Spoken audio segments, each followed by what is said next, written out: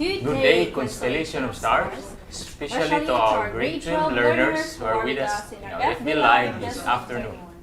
How are you today, learners? I hope that you're all feeling great right now. By the way, this is teacher Georgia Bing from Santa Maria National High School. And Roldan Alpata Ponce, also from Santa Maria National High School. And we are the teacher's facilitator for today. Okay, learners, our subject to be discussed this afternoon will be personal development. Learners, please prepare your self-learning materials as we go along the way to our discussion. So ready na ba inyong SLM? But before we will proceed to our main topic, let us first review our previous discussion in personal development. So unsa galito to na topic previously, sir? Yes, ma'am. Last week, sir, we discussed about what influence our career choice and the influence factors. So now, let us start by giving our competency for this topic. Our competency is explain the factors in personal development that may guide him or her in making important career decisions as adolescents. Right, Ma'am G.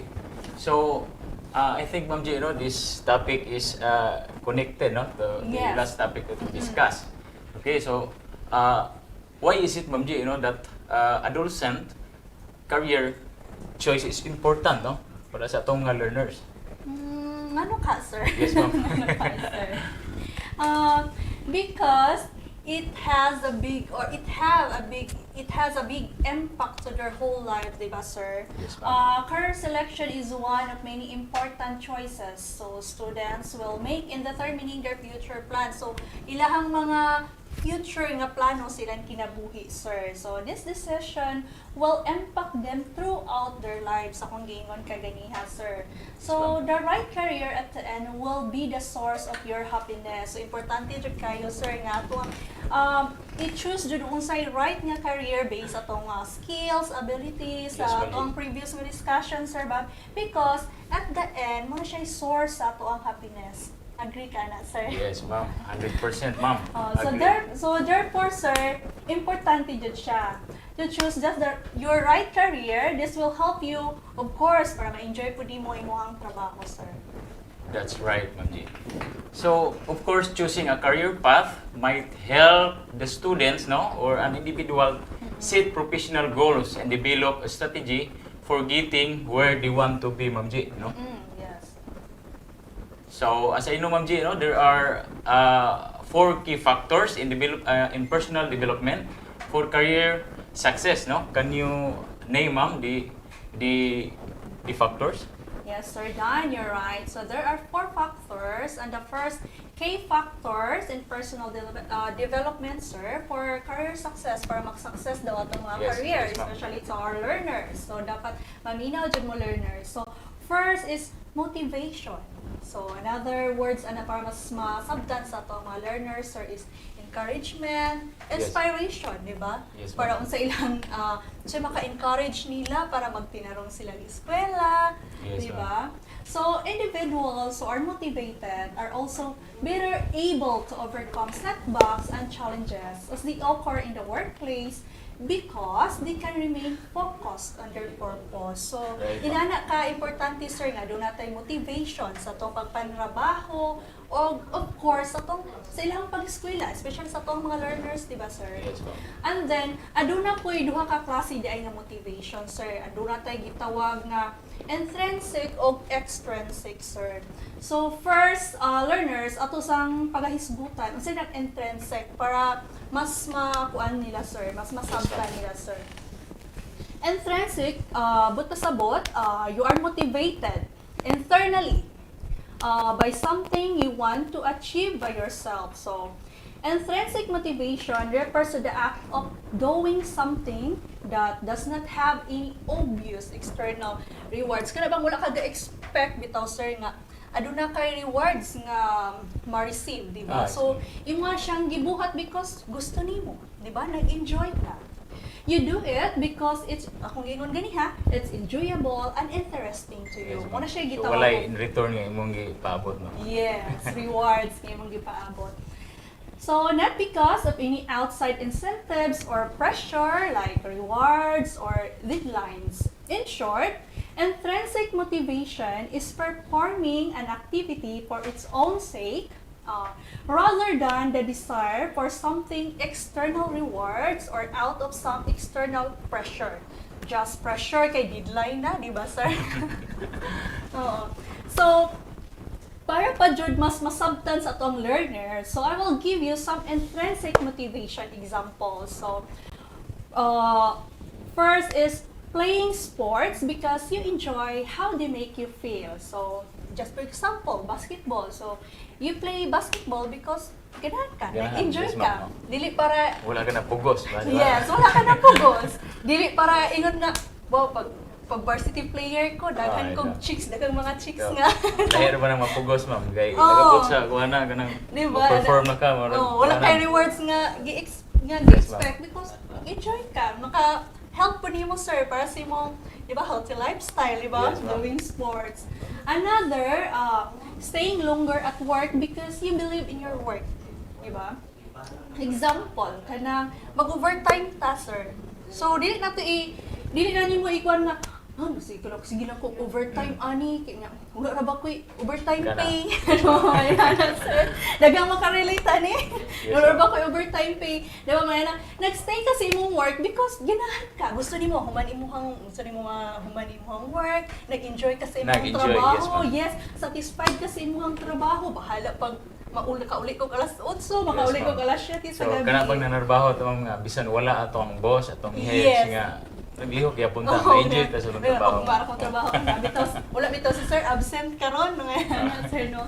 So another, sir, using positive affirmation. So, paninindigan in Tagalog. Because you want to change your mindset positively, I mean. So, Yes. dapat positive mindset lang dito always, sir. Another example, investing money because you want to become financially independent. So, importante po ni sa itong learners, sir, di ba? Yes, ma'am. Dilibot pasabot nga bata pa lang ta, so di na ta pwede mag-invest. So mas maayo, sir, bata pa lang na natay nag-invest na ta, sir, because you want to be financially independent. Gusto mo na po kayo kagalingon nga kwarta, di ba? Yes, ma'am. Magamit na po na siya, no? In terms of mga emergency. Yes, you're right, sir. Another, traveling because you want to explore different cultures. So, na siya. Another, working in a team because you enjoy collaboration. That? Kuan ka na, sir. Yes, ma'am. Working, gusto ko mag-work as in a team because nag-enjoy ka nga, sharing of knowledge, di ba? Yes, Kuan mo. And then, learning about personal development because you want to improve yourself. So, learners, nganong gusto man mo makaton about personal development? Yes. Because you want to improve yourself. So, nobody's perfect, di ba? We're not born perfect. Yes. Another, going to the playground with your children because it makes you happy. Another example, studying because you are curious about the topic. Yes, ma'am. Example po na siya sa intrinsic motivation, sir. Yes. And then lastly, trying to be good leader because you want to inspire. Gusto niyo mahimong good leader because gusto ka maka-inspire, not because of power. Gusto Yes, niyo So, let's proceed to the extrinsic motivation. So, you are motivated by external factors such as money. So, kabaliktaran na siya ganiha, sir. Kung ganiha, o wala kayo gi-inspect in return, Yes, kani po siya, sir, adunay mga external factors So, such as opposite din siya, ma'am. yes, opposite siya, sir. Like money, status, or power. So, simply put, extrinsic motivation refers to the behavior of individuals to perform tasks and learn new skills because of external rewards or avoidance of punishment, di ba? Sa kung gingon ganihan, kuan deadline na, so di ka gusto mamimuhan ka. So, ito Reprimand, siya. no? So, Oo, heads. So, in this case, Sir Roldan, you engage in behavior not because you enjoy kasi mong trabaho, but because you find it appealing or satisfying, but in order to obtain something of value in return, na doon na kayo expect nga in return or avoid something unpleasant. So, karon sir, maghatag na po tag another example Yes, para ma'am. mas masabtan sa to ang mga learners, sir. So, first example na to, sir, going to work because you want to earn money. pag inana day sir, extrinsic motivation day ang atong gitawag ana, di ba? Yes, ma'am. Ning trabaho ka because you want to earn money, di ba? Kung na mo praktikalan na lang, ma'am. praktikalan na mo ko na sir, no? Yes, ma'am. Ano ta example ana sir, kanang itong kalainan sa love to teach ug teach to love. Unsa ni kalainan na sir kanang nitag love to teach, di ba? May tag love to teach, intrinsic motivation na sir kay ginahan ka satisfied ka sa imong buhat, sa imong pagpanudlo. Kanang teach to love, na-love na lamin mo imong work because in return na kay gi-expect in yes, return. yes, So muna siya. Sweldo. Yes. Mo siya maging po sir praktikalan. Praktikalan na lang, ma'am. Praktikalan na lang. So another example, studying because you want to get a good grade. So extrinsic motivation din na siya, sir. Yes, ma'am. So third example na to mga learners, so helping others because you hope for praise, di ba? Ningtabang ka because gusto nimo sir nga in return daygon ka, di ba? Daygon ka. Dagan naman mga instances. Oo na mga instances. Dapat Itong mga ningtabang learners, ka because gusto nimo mo tabang. Yes. Dapat wala ta nag kuan nga Expect in return. yes, you didn't expect. Dapat wala ta expect in return. And then number 4 example na to sir, volunteering because it looks good in our resume, sir. One example na to, volunteering because it looks good in our resume. Nindot magkita no sa resume, sir. Wow. Especially puno mga kayo. mga nag-graduate, bago nag-graduate man ba, no? Kamulo pa silang tigom silang mga mga Yes. certificates, no? So, usually, Makamotivate gyapon siya, sir. Makamotivate ma'am. gyapon siya. Pero, ina- mag-classify mo na ito, ma'am, nga in return na siya kuan. So, muna siya. Na siya ikuan, extrinsic motivation. At least na-motivate gihapon ta. Another example is going to the same store because you benefit from loyalty programs. Daga naman na sir, mga loyalty Yes, card, ma'am. di ba sir?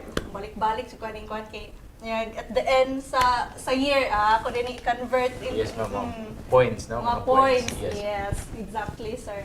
So, number 6 example na to, sir, cleaning your apartment because you do not want your partner to get mad. Diba? Nang limpyo kunuhay ka, sir, dili kay gusto ni mo malimpyo. Kung Yes, dili, kay hadlock ka, kaya gabot si mong partner, masuko. Diba?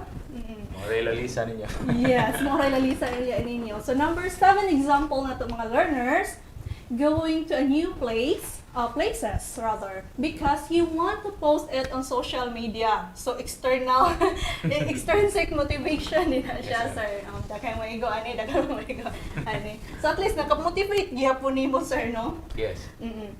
Number 8 example, paying taxes because you want to avoid a fine. So nagpay ka taxes because mahadlok ka maka-avoid kag mga makakuan kag mga penalty. Penalty, Yes, yes, ma'am. penalty. And then another example, pursuing a certain degree because you want to make your parents proud. So muna siya example sa extrinsic motivation. So at least po nakapamotivate po nimo imong Yes, parents, yes, sir, di yes. ba? So last example na to is going on a business trip because you were ordered by your boss to do so. Muna siya example, muna siya mga answer. Mo siya kalainan sa intrinsic o extrinsic Yes, ma'am. motivation. So can you give Yes, the ma'am. other So, example? I think sabta na sa itong mga learners, ma'am, no? Hope What so, is sir. the big difference, no, between intrinsic and extrinsic motivation? Okay, so the next factor is the so-called empathy. Yes, ma'am. I think kining word, ma'am, is bugat gini siya, ma'am, no? Kung atong tukion. Oo. Atong tagaan gid kayo deeper meaning.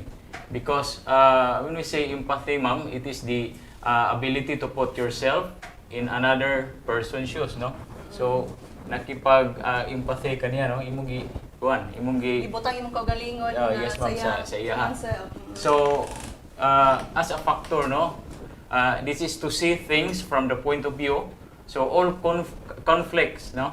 Come from a lack of empathy. So, usually, kung makita na ito, ma'am, daghang mga conflict, no? Especially karon politically, kita mga election, ma'am, mag-cite ng tag scenario, ma'am, mga Scenario. mga siguro if wala tani nga kuan, ma'am, kini nga empathy. So dili ginato ma-solve, no? Magamit tag mga siguro di kita magkasinabot, mangingana ng mga mga instances. So of course, from major conflicts to minor ones, so dili siya masulbad. So empathy is another important aspect to look for when hiring also a job, ma'am. Yes. Okay, so most of the employers, so someone who has empathy will have an awareness of the feelings of others and consider those feelings in their words and actions. So mostly, ma'am, sa ako ang na-observe, no? Kung mag-apply ta og job interview, so siguro ang ginapangita diha sa mga employer, naa kani nga aspect, ma'am, Yes. ito empathy. So someone who has empathy will have an awareness of the feelings of others and consider those feelings. So this does not mean, ma'am, nga they will be unwilling, no, to make tough decision for fear or hurting someone's feelings. So pasabot ani, it simply means that they are aware of, no. So in taking into consideration the impact to other, no, sa imuhang isig katawo. So they are willing to share their own worries and concerns and openly acknowledge others' emotion. Yes, ma'am. So mo na siya, ma'am, nga empathy, sympathy, no, compassion. So as a factor, it is very important. Yes, para mag-succeed yes, sa ma'am. tapuhon. At especially sa itong mga learners, sir, importante kayo Yes, ma'am. empathy, sir. So, let's proceed, sir, sa itong third factor. Muna siya ang self-efficacy, sir. So, Yes, ma'am. sa Tagalog, sir, pagiging epektibo sa imong kagalingon, di ba? Ng iyong sarili. So, the ability to control your responses and your emotions without being passionless, di ba? So, importante kina siya po, mga learners, no? Kung mantrabaho ta, self-efficacy. So, ability to control your responses, di ba? Just for example, kung subuon kasi imong boss, di ba? Dapat, kalma lang ta, di ba, sir? Yes, ma'am. Kalma lang ta kay basin unyag suguon ta yang gikan puta kuan dapat magkuan po ta, sir, paubos na dyan, be calm, Yes, diba? In your responses. So, in other words, you give the appropriate response in appropriate situation. Muna siya, mga learners. So, it also refers to an individual's belief in his or her capacity to execute behaviors necessary to produce a specific attainments. Muna siya ang self-efficacy. So, importante po na siya. Yes, Ma'am G. So, the last factor is social dexterity, or other term niya is socially comfortable. So it means interacting with other people, no, basic things like shaking hands, no, and how you look them in the eye. So it is one of the key components of leadership, no. Yes. So dapat, ma'am, sa atong mga learners ilang yung ma-develop, no, Yes, sa sir. sayo pa lang. O na yung mga Okay, so plano atong mga learners, ma'am, mahimo sila pohon og kuan, politics, no.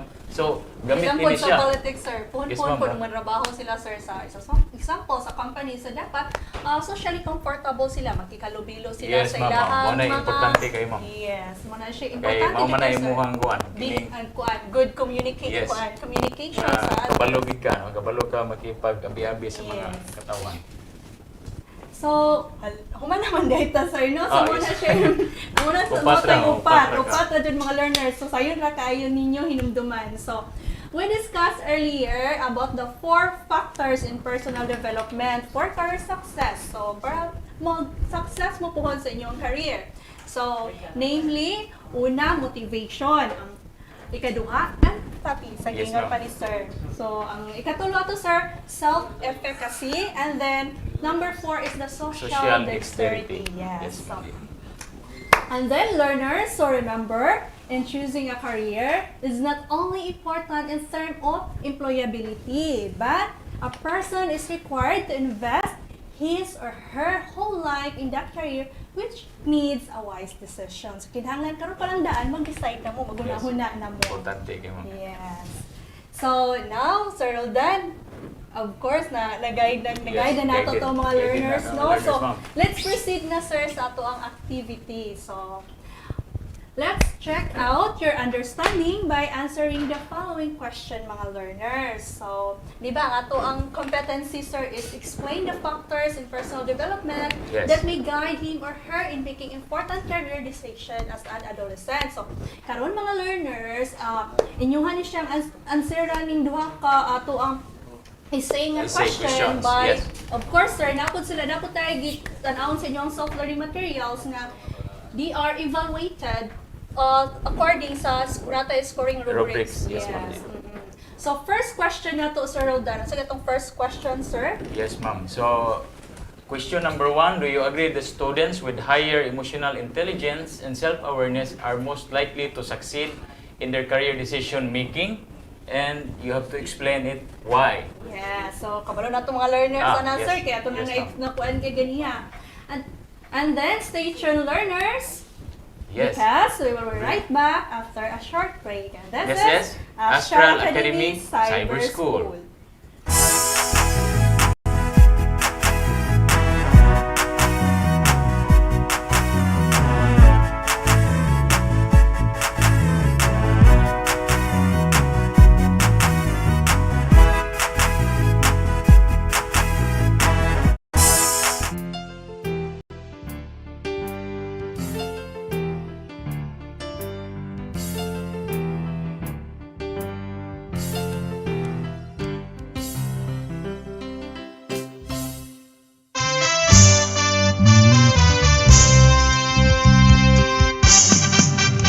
Gali namang science na kita, mag-observe o mag-discover ta, living things o non-living things, mga stars o mga planeta.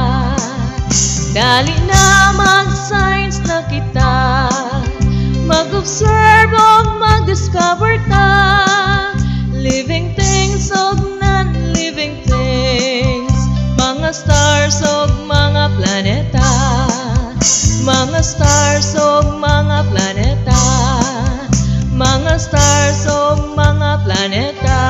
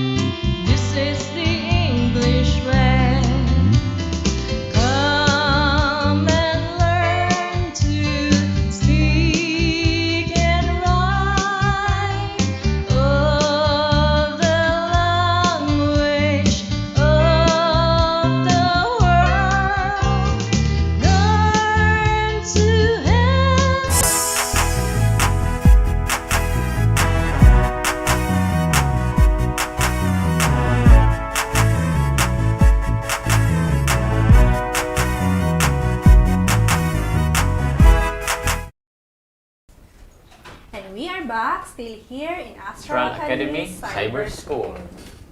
Alright, Ma'am G. Yes, sir, Dan. Okay. So that was for the personal development subject. And our second subject for this afternoon is, of course, applied economics.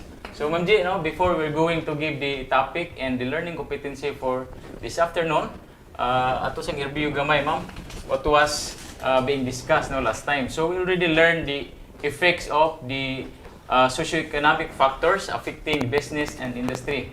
So, we all know that factors, the population growth rate, changes in social preferences, in others, as well as the economic factors, like the inflation rate, interest rate, and taxes. So, today learners, the learning competency, we're going to evaluate the viability and impacts of business on the community. So, you have already learned, of course, what is a business. So, since it is already just a small portion of an industry, so an industry on the other hand is a combination of the different businesses engaged in the same line of enterprise. So, of course, kung mayroon tag business, of course, a business can earn a profit, for the products and services it offers. But for this afternoon topic, learners, putting up business is not just all about profits, ma'am, Especially nowadays that we are facing a pandemic crisis. Also, our concern are the welfare of our consumer, Yes. The job creation, environmental issues, uplifting the quality of life, and of course contributing to the economy. So this is how business work, nowadays in our society. So let us now look what are the various socio-economic impacts of business in the following sectors. Okay, Manji. So without further ado, ma'am, we will discuss the first sector. What is the impact on the consumer? So, of course, kung magtukod tag new business, we give satisfaction to the consumer who is looking value for his money. Yes. Consumer enjoys more choices available in the market because daghan naman sila kapilian, ma'am. Yes, sir. Kung nanay magtukod na puglaing business, for example, in line of the food industry. So, daghan ko, makahatag siya og satisfaction to the consumer. So, that was the impact ng consumer. So, another impact sa consumer, the competition among businesses creates better quality of products, services sold to consumers. So, for example, in a market, daghang kapilian na, Ma'am J. So, of course, makahatag siya og kining quality of products sa mga kay daghan naman choices, daghan options. Of course, kung bago ang imuhang gitukod ng business, the introductory prices offered by a business may be an advantage to the price-conscious buyers who have limited budgets. Kay kung magtukod tag ma'am, negosyo, especially bago siya, so dili man ta mo hatag introductory price nga dito siya tukong sa tong kompetitor, Maniid pa man ta. Yes. Kung unsa pwede ba na siya, mo click ba na siya in other way. So may nga na, ma'am. But if a business comes up with a low quality, it does not provide the consumer value for his money, then the business will have a negative impact on the market. Yes, you're So, right, sir. nga na, ma'am J. So, now another, sir, impact on suppliers and investors. So, unsa day impact sa supplier and investor sa business, sir? Yes, So, a new business will provide opportunities for other suppliers, di ba? Kung adunay bago nga business, of course, aduna po opportunity para sa atong mga suppliers para po, of course, makasupply sila, sir, ba? Yes, ma'am. Example, diri sa Tango, kung na adunay business. Mm. Just for example, our restaurant, sir, sa ito na po ikuan, sir, dito mga previous ni mga topics, sir, ba? Di ba, seafoods restaurant. So, kung, just for example, na magtukod og bagong business o seafoods restaurant. So, of course, aduna po yung makakuha tag bagong supplier, di ba? So, another income na po to sa Yes, ma'am. supplier, sir. So, dili lang. Magka-attract sa supplier, ma'am. Yes.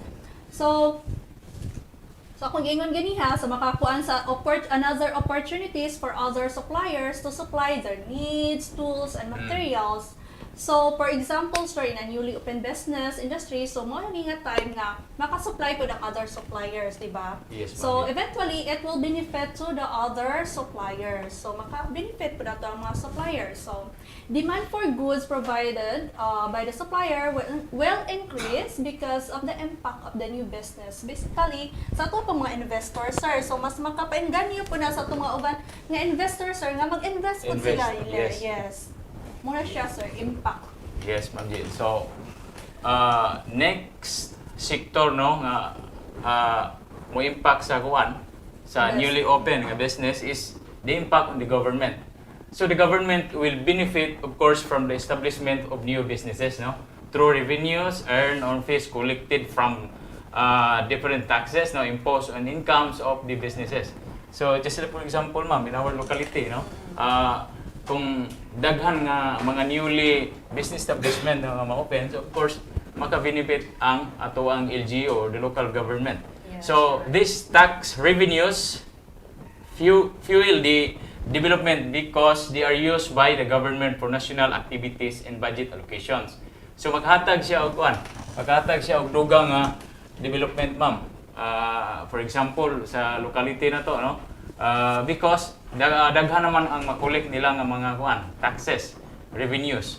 So the national government of course has revenues to finance its projects, no? To pay government officials, mga sweldo, ma'am.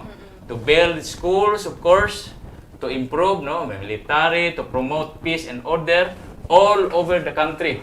So to build housing for the poor, of course, to provide health services, improve welfare programs for the people, especially today, Ma'am J, nga we are facing a pandemic crisis, and as well as atong bagong ilabay nga super typhoon, ma'am, bagyong Odette, no? Sa tuno, ma'am, nga sa pagkakaroon, Yes. kamulo pang Kamulo pa. rehabilitate, no, ang mga lugar nga affected by bagyong Odette. So, mo to siya impact sa government. So, Yes, so yes. another is impact on household. So, sa impact sa mga household kung adunay business, sir. Of course, it creates employment opportunities, di ba, sir? Yes. Kung adunay mga adunay daghang business, of course, nag-create pa na siya employment opportunities. So, sa katong mga unemployed, sir, individuals, posibleng nga makatrabaho na sila because of the opening of the new business. So, those who have job but are earning low wages, so gamay na sila salary, may find better paying jobs with the new companies, di ba, sir? So, Yes, being employed will enable them to buy their basic needs. So, makapalit na sila mga basic na gipang kailangan, sir. And even some luxuries. So, sa may mga example ng mga luxuries na to, like mga wants naman ko na siya, sir, no? So, of course, kung Yes, ano na kay trabaho, Pero why not, ma'am? Dako na yung gagawin. yes. Sweldo, Makatabang na no? siya, sir. Or So, income in your you family. can buy some luxuries, like Yes. mga jewelry. So, example na siya sa luxury. So, this means that their quality of life and their standard of living will improve, of course. Kaya nandun na may daghang sir, trabaho. Yes, Ma'am Jean. Okay, so the last sector, the impact on the community. So we all know that the CSR, or the corporate social responsibility, has become a growing trend, no, among businesses today. They have increased their focus on projects that provide scholarship for the deserving students. Also, they allocate budgets, no, for housing for low-income families, sponsored sports fees, no, and wellness programs, livelihood projects, microfinancing, and even medical and dental missions, and others. Yes. So, kung mag-ingon taguan si CSR, or the corporate social responsibility, those private companies, ma'am, nga nag-contribute para sa welfare sa atong society. So, not to mention sa mga mga company nga involved ani, ma'am. So, dako kay ni sila katabang, ma'am, especially sa akong gikaigon ganina, ma'am, atong bagyong Odette, ma'am, nga daghang affected. So, mostly sa mga companies nga member of the CSR, naka-contribute na sila og ma'am, dako, ma'am, during the katong bagyong Odette. Yeah, so nindot siya kay pagdagang Yes. business sir no kay more on dagko kay siya impact nga matabang not just for our government, of course Yes, ato ma'am. ang community, of course kanato pong mga katawhan sir. Okay, yes, Ma'am G. Okay, learners, so those are the various economic impacts for the businesses now. The different sectors such as the consumers, suppliers, and investors, government, households, and the community. Yes. So, I think, Ma'am G, sa itong mga learners karon Guided nga, na sila, sir. yes ma'am, guided na sila. Okay, so let's proceed now to our learning activity for this afternoon. So, since our learning competency, ma'am, no, we have to evaluate, no, what are the impacts of the different sectors based on the socio-economic factors. So, our learning activity for this afternoon, no, directions, you're going to look for a successful small business lang, ma'am, in your neighborhood and interview the owner. No? Find out the reasons for putting up business, the problems, of course, nga ilang na-encountered, no? And the reasons for its success, no? And naaman ninyo ang learning material diha, no? Makita ninyo ang template, no? Okay, so ang template, of course, butang ninyo diha katong sa inyo ang na-interview, business name, ginsay tag-iya, provider, and the guide questions. So guide questions, ang basahon lang ma'am. What are the reasons, for putting up business? Next, what are the problems have you encountered? And of course, last, what are the reasons for its success? Okay, so kuha na ma'am, no? Guided na ato ang mga learners. Yes, so na sila Yes. yung mga nagkato na sir. Yes, ma'am. So, maka-answer na gid sila sa ilahang activity, no? Yes, sir, Dan, you're right.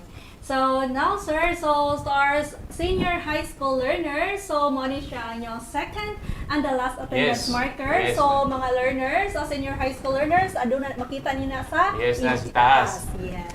So, Sir Dan, so time na siguro Yes, no yes, para Ma'am G. magpasalamat ta. So, pasalamatan nato atong executive producer, si Sir Gasabi. Of course, our production team, di ba, Yes, sir? Mga gwapong Yes. o gwapa. Sa technical, yes, ma'am. Yes, sa technical. Answer diha, ma'am. Yes. Of course, sir, to our learners, di ba? Yes, of Learners, course. thank you kayo sa inyong pagpaminaw. And then, this has been Juji Abing. Roldan Alfanta Ponce, And this is Astral Academy Cyber School. Bye!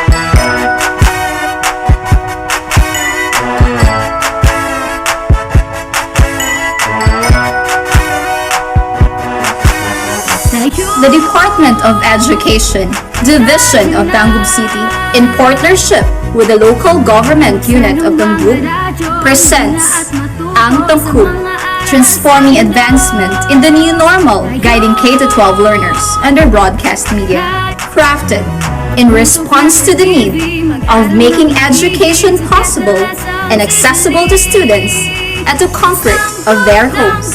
It covers the most essential competencies thematically layered in drama plays, which were originally written, directed, and performed by teachers to see to it that education is securely provided. This is Ang Tangkub. Tangkutan, we learn all things, it's very fun, masaya. Tungkok lang.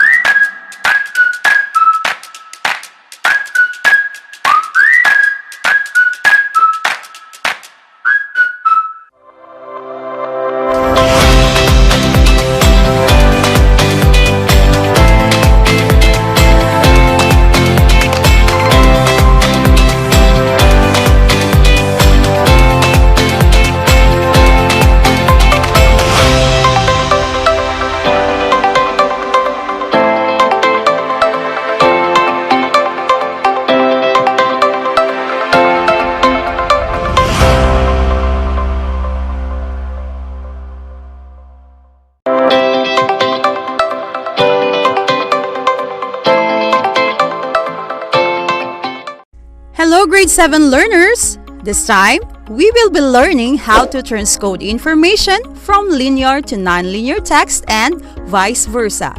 With that, allow yourselves to learn the following ideas to better understand this lesson. What is linear text?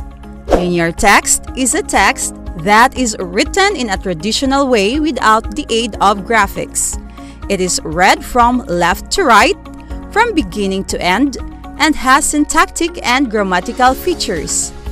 It is presented in a paragraph form.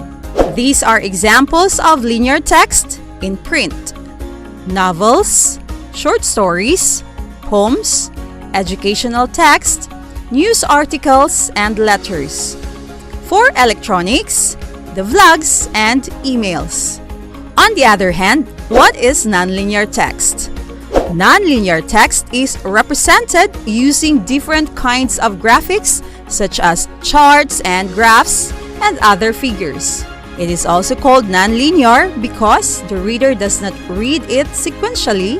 Instead, the reader of the text decides the sequence in reading the text. Examples of nonlinear text. First, a line graph. It is used to record and present changes in data over a period of time. Second, a bar graph. It works similarly to a line graph. It only differs in the use of bars of different heights to show different values. Third, Venn diagram is a diagram that consists of two overlapping circles that often show comparison and contrast. Fourth, a pie graph. It is a circular chart that is divided into fractions used to present proportions out of the whole. And the last one is a flowchart. It is a type of diagram representing a process using different symbols containing information about steps or sequence of events. Each of these symbols is linked with arrows to illustrate the flow or direction of the process. Since you are already familiar with linear and nonlinear text, let us learn how to transcode information using these types of texts. The word transcode means to change a language or information from one form of representation to another. In transcoding, you should extract information from a linear text to nonlinear text. Here are some steps for you to follow. Step 1. Read a passage to get a general idea of the subject matter. Step 2. Identify the information is needed and match it to the appropriate chart or graph. Step 3. Locate the relevant information in the passage and transfer it to the chart or graph. Use only keywords or phrases, not whole sentences. Step 4. You may be required to classify information into categories under headings. You may have to comma. This time, let us have an example of transcoding linear to nonlinear texts. The topic is about water cycle. Let's have first the linear text. Water cycle. Water is the most precious natural resource on Earth.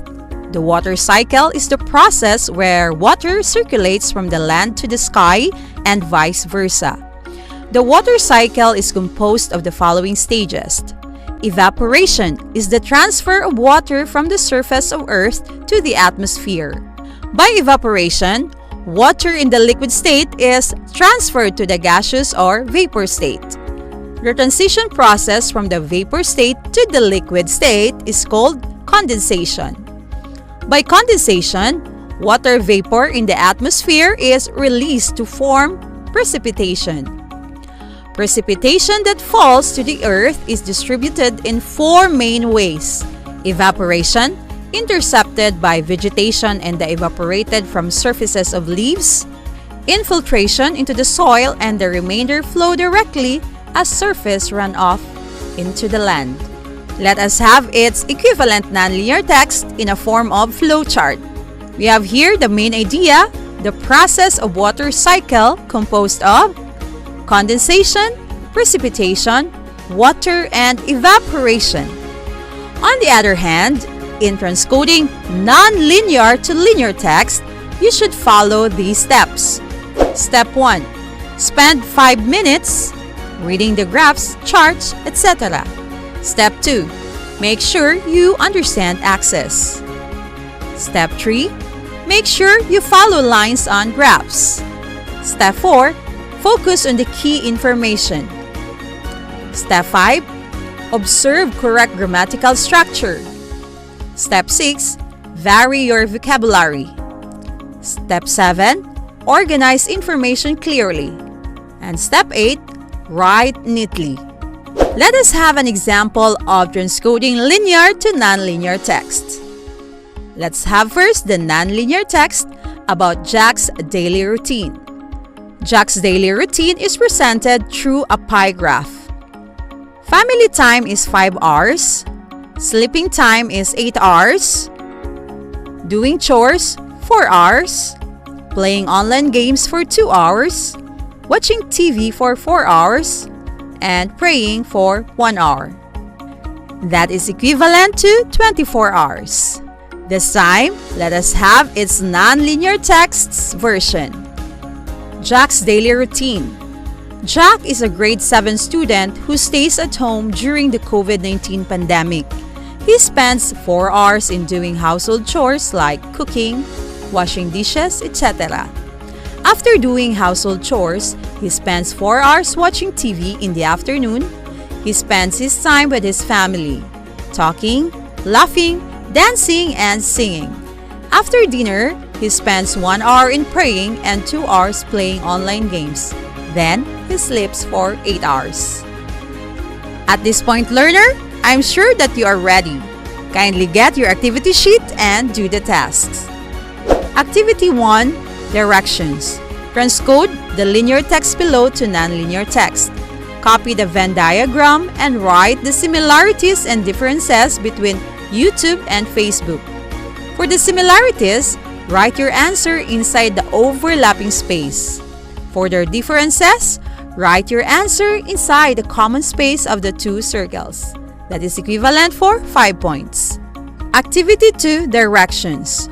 Transcode the graph below by writing a 5-sentence paragraph. The first sentence has been done for you. It is equivalent for 5 points. Thank you for your time, learners. I am your Ma'am Pinky, still here in Ang Tangkub. Goodbye!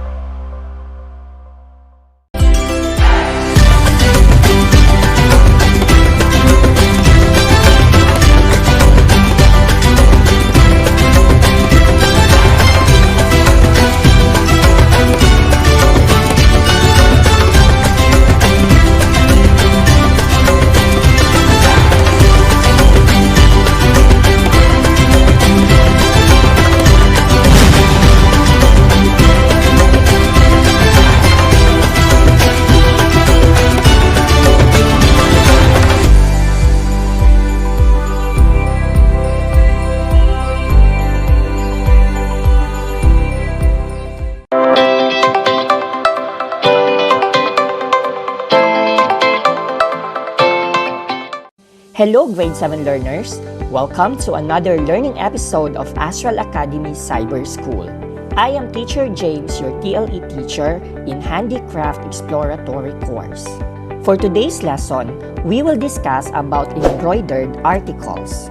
Embroidered article is created based on the principles of elements of designs.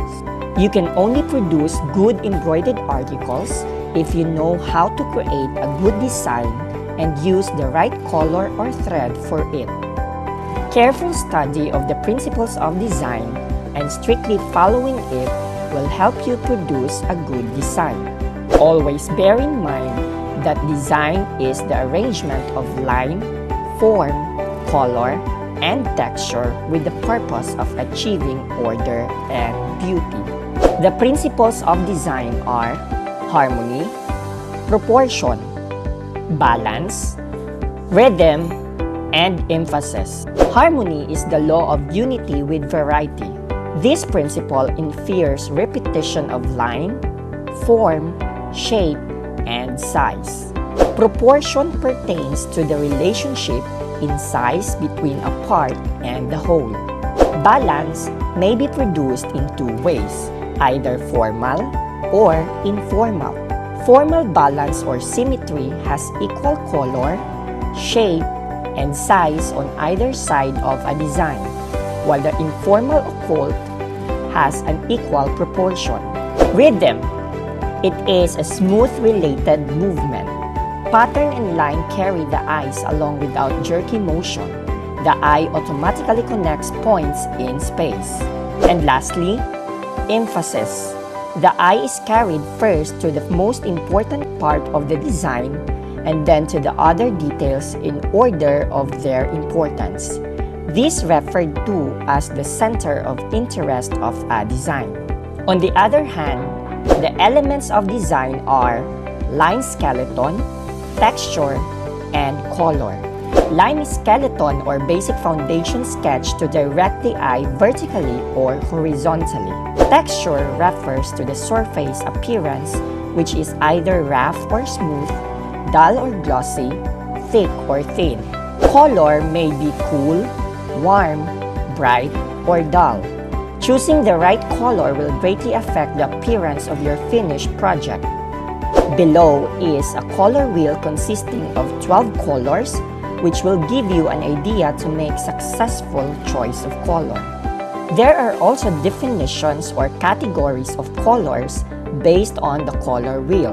We begin with a three-part color wheel, the primary colors. The primary colors are red, yellow, and blue. In traditional color theory used in pigment and paints, primary colors are the three pigment colors that cannot be mixed or formed by any combination of other colors. All other colors are derived from these three hues. Next, we have the secondary colors, green, orange, and purple. These are the colors formed by mixing the primary colors. Lastly, the tertiary colors. The tertiary colors are yellow-orange, red-orange, red-purple, blue-purple, blue-green, and yellow-green. These are the colors formed by mixing a primary and a secondary color. That's why the U is a two-word name, such as blue-green, red-violet, and yellow-orange. There you have it, learners. Those are the things you need to bear in mind when it comes to embroidered article. At this point, let us try to check your understanding from today's lesson. Please get your activity sheet in TLE Handicraft Exploratory course and answer the given questions. This has been Teacher James saying continue learning and hashtag Shine Tanggub Stars.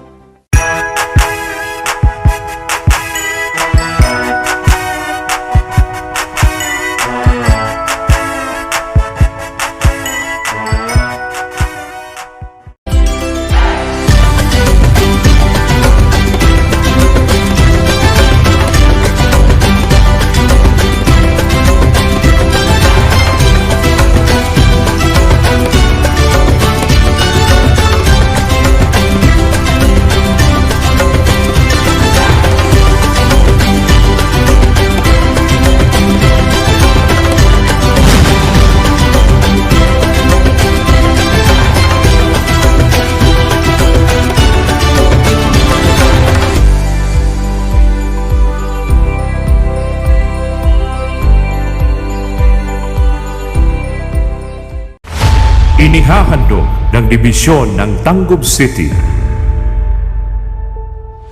ang iba't ibang kwento, aral, at kaalaman habang kayo ay nasa inyong mga tahanan. TV-based instruction.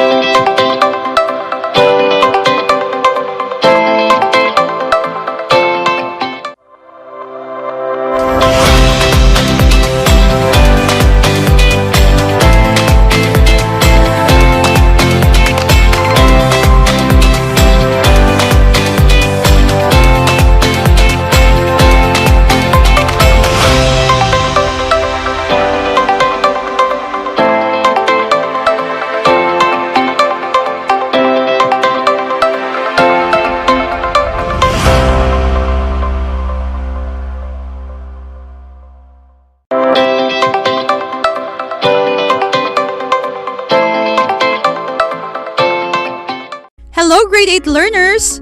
Today, we will be learning how to identify and use signals that indicate coherence such as concessional, sequential, and clarifying.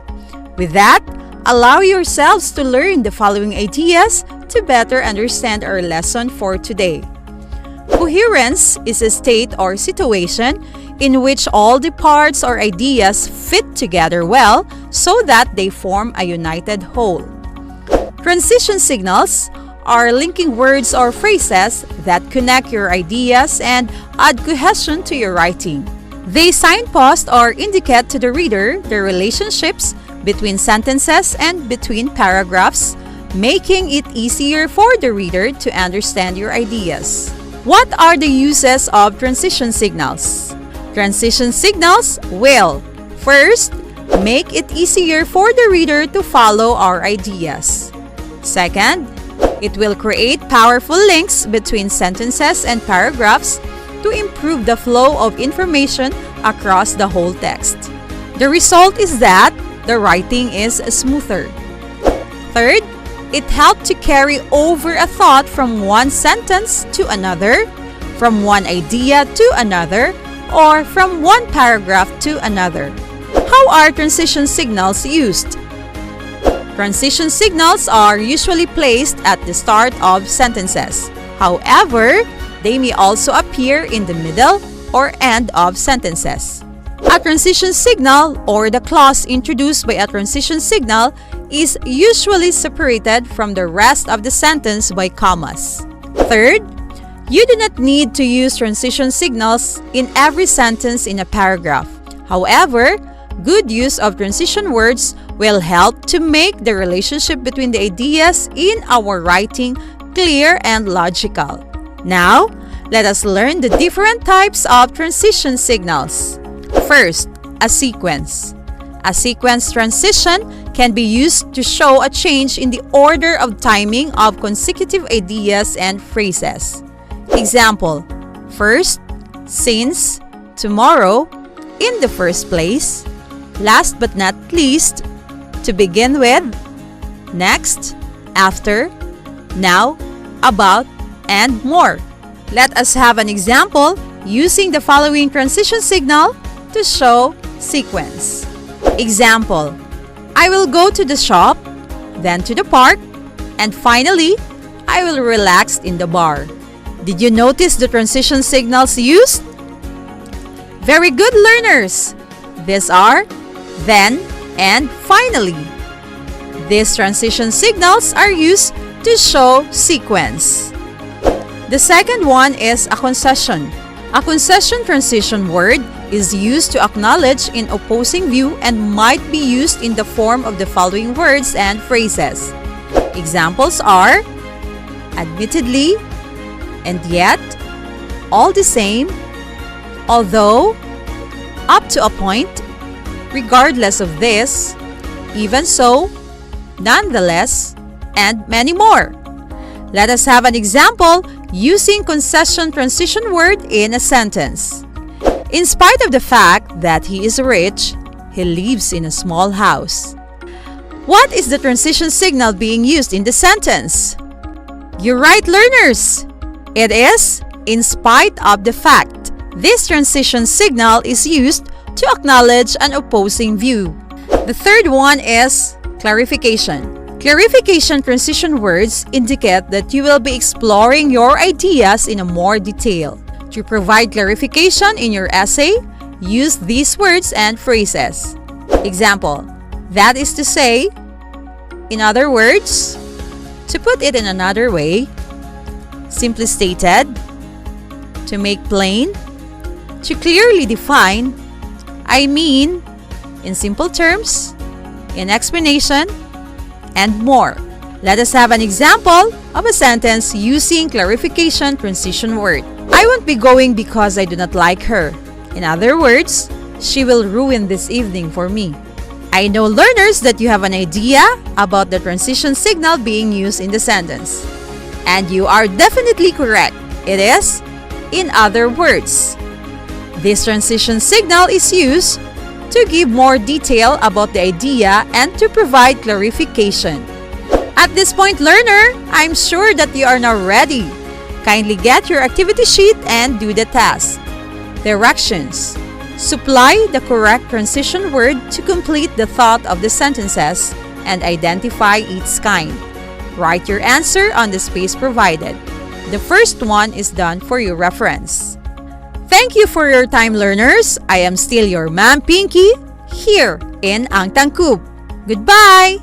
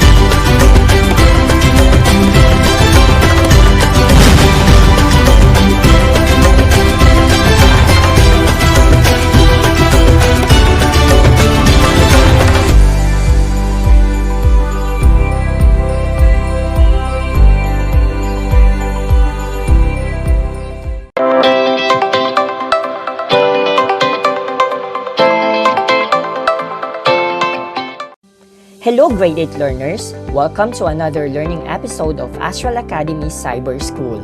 I am Teacher James, your TLE teacher in Computer Hardware Servicing Exploratory course. For today's lesson, we will discuss about tool and equipment maintenance. All tools and equipment must be properly maintained so that workers are not endangered. Regulations require inspections of tools, machines, and equipment before use. Preventive maintenance is the systematic care and protection of tools, equipment, and machines in order to keep them in a safe, usable condition, limit downtime, and extend productivity. We must always be aware that maintenance tasks themselves are potentially hazardous and can result in injury. The successful maintenance program is well organized and scheduled, controls hazards, defines operational procedures, and trains key personnel. General requirements for tools and equipment maintenance include obtaining a copy of the maintenance schedule recommended by the manufacturer, ensuring that maintenance is performed as required, ensuring that the person or persons performing the maintenance are competent, such as licensed mechanic, retaining records of maintenance or service conducted, specifying who is responsible for overseeing equipment maintenance and where the records are kept.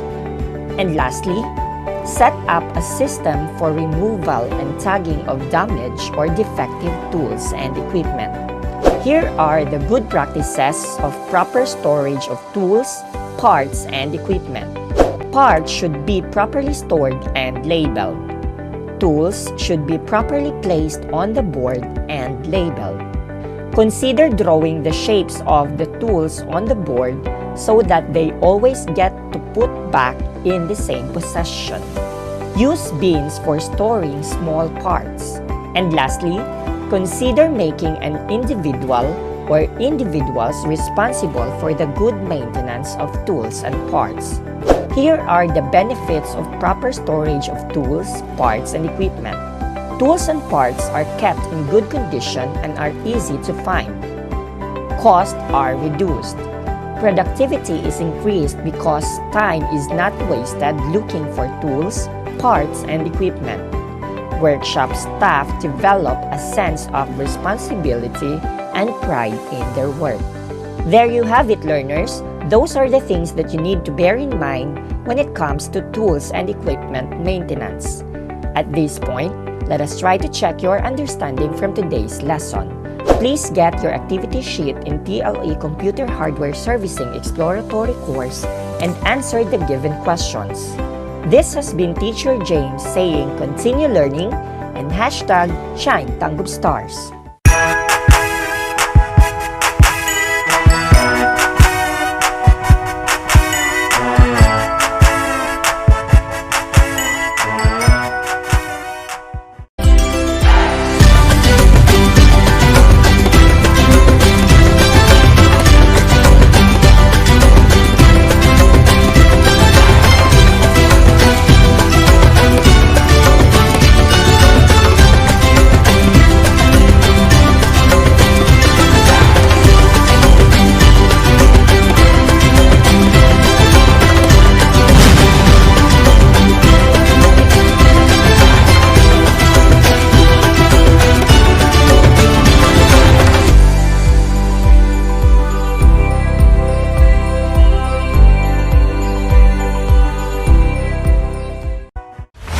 Inihahandog ng Dibisyon ng Tanggub City ang iba't ibang kwento, aral, at kaalaman habang kayo ay nasa inyong mga tahanan. TV-based instruction.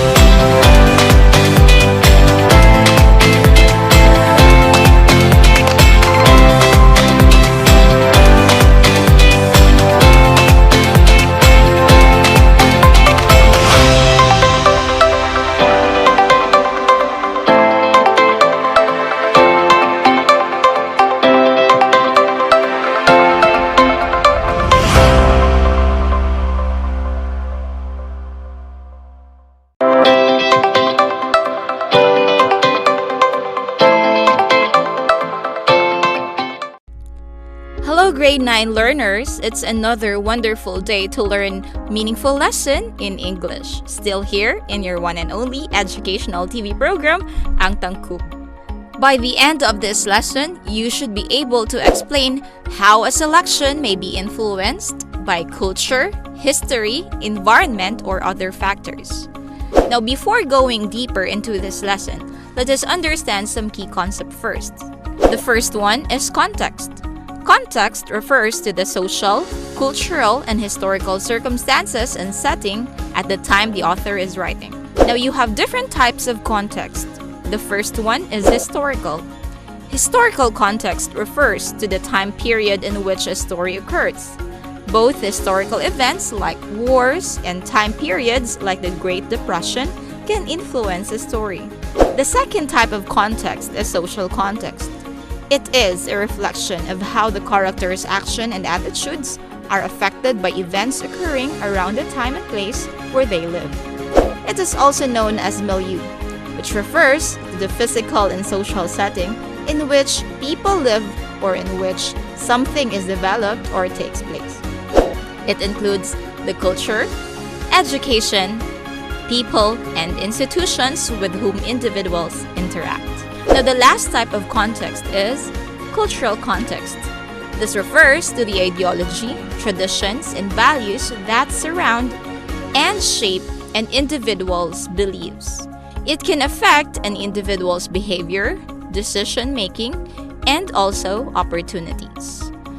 Now, for your activity, you need to read the speech I Have a Dream by Martin Luther King Jr., found on page 186 to 190 of your textbook, and explain how his speech was influenced by historical, social, and cultural context through answering the following questions. First, what were the two major events that lead to Martin Luther's speech? Number 2, how many times was the word freedom repeated in the speech? What does this imply? And lastly, the third question is, evoking historic and literary references is a powerful speech writing technique which can be executed explicitly through a direct quotation or implicitly through allusion. What were the allusions used in the speech? Cite at least 2. Now, if you have a problem answering the questions in your activity sheet for I Have a Dream by Martin Luther King Jr., you can actually browse some analysis, and these are some of which are available. Now, there is also an event on June 11, 1963 when President John F. Kennedy made a nationally televised address calling for a drive for most civil rights. That same night, NAACP leader Medgar Evers was murdered in Mississippi. Now, there are still other events that are connected to I Have a Dream by Martin Luther King Jr., and that is for you to find out. For item number 2, if you are worried how many times was the word freedom repeated in the speech and what does this imply, you might as well think of the major theme of the speech. And if you think that it is freedom, then you are actually correct.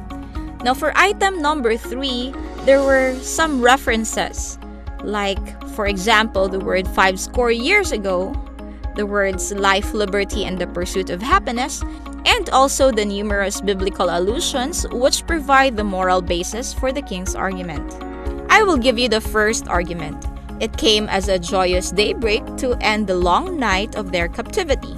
This is found in paragraph number 2, which alludes to the Psalm 30 verse 5, for his anger is but for a moment, his favor is for a lifetime. Weeping may linger for the night, but joy comes with the morning. You can make it, dear learners. If you need some assistance, please feel free to contact your teachers. Their numbers can be found at the bottom part of your activity sheets. Congratulations because you were able to finish the entire session. Continue to love, care, and share still here in your one and only educational TV program, Ang Tangkub. Goodbye.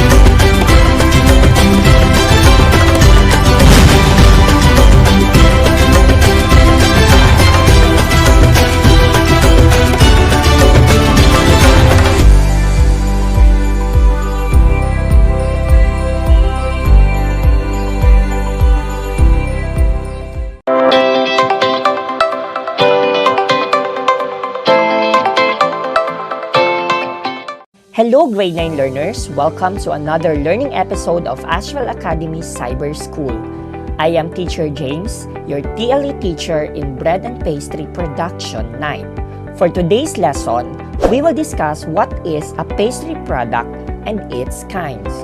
Pastry is a delicate baked product which consists of crust and filling. It contains high percentage of fat, which contributes to a flaky or crumbly texture.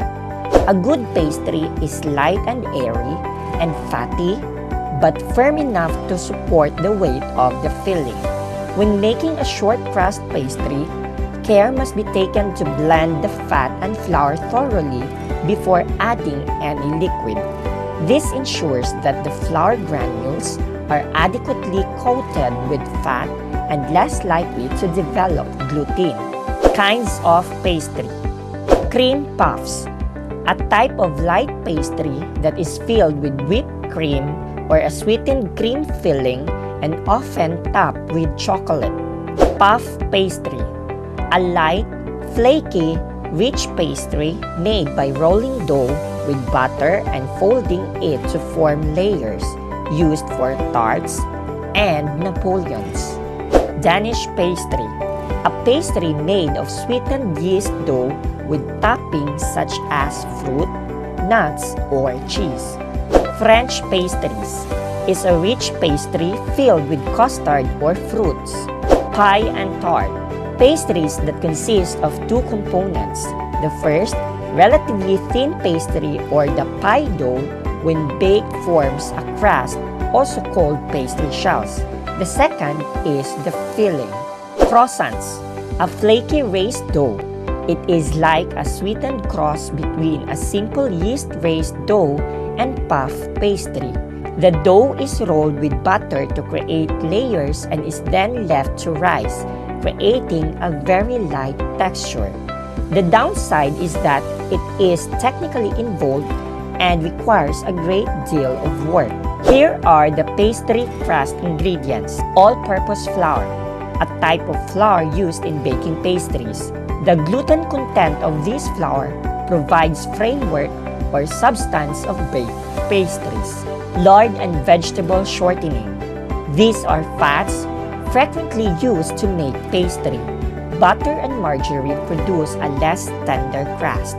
Water, an important ingredient in pastry because it provides the moisture needed to develop gluten. Salt contributes to the flavor of pastry and has no influence on flakiness or tenderness. There you have it, learners. Those are the things you need to bear in mind when it comes to pastry products. At this point, let us try to check your understanding from today's lesson. Please get your activity sheet in TLE Bread and Pastry Production 9 and answer the given questions. This has been Teacher James saying continue learning and hashtag Shine Tanggub Stars.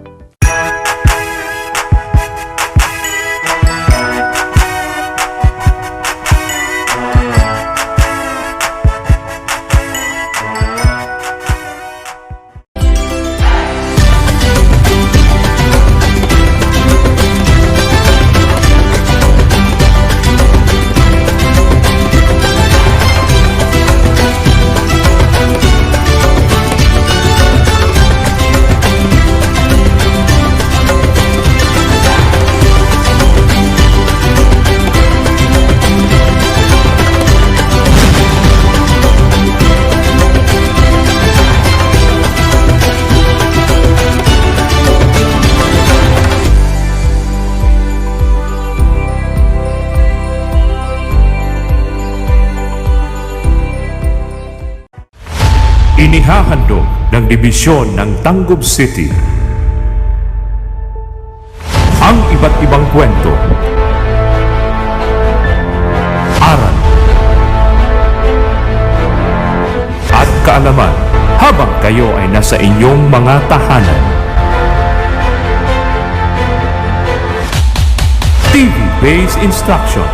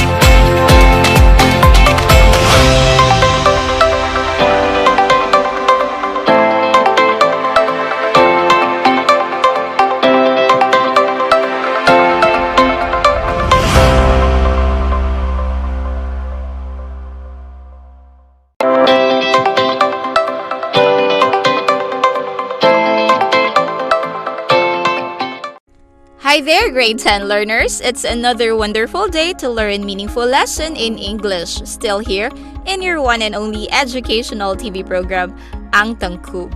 Now this time, our task is to compose text which include multimodal elements. Now what is multimodality and composition? In the composition field, multimodal elements are commonly defined in terms of the 5 modes of communication, which are linguistic, visual, gestural, spatial, and audio. These terms are often paired with the language of the sign to create a more thorough conversation about the different modes, especially when referencing compositions that combine words and images such as posters, presentations, and websites. The 5 modes are: first, linguistic.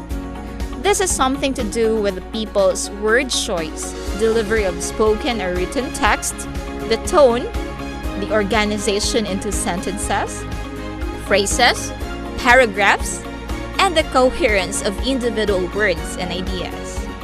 The next mode is visual. This has something to do with color, the layout, the style, the size, and also the perspective.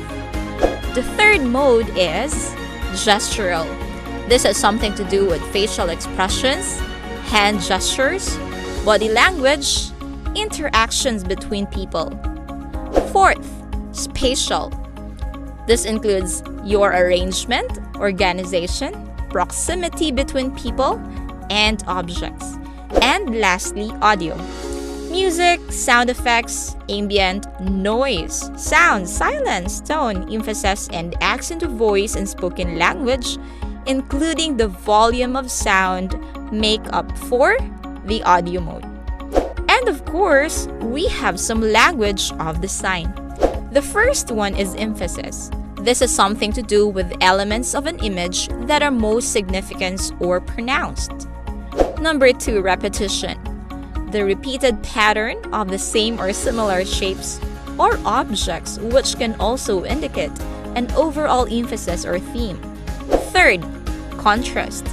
This is something to do with a sharp difference between elements that are noticeable based on their relationship to each other.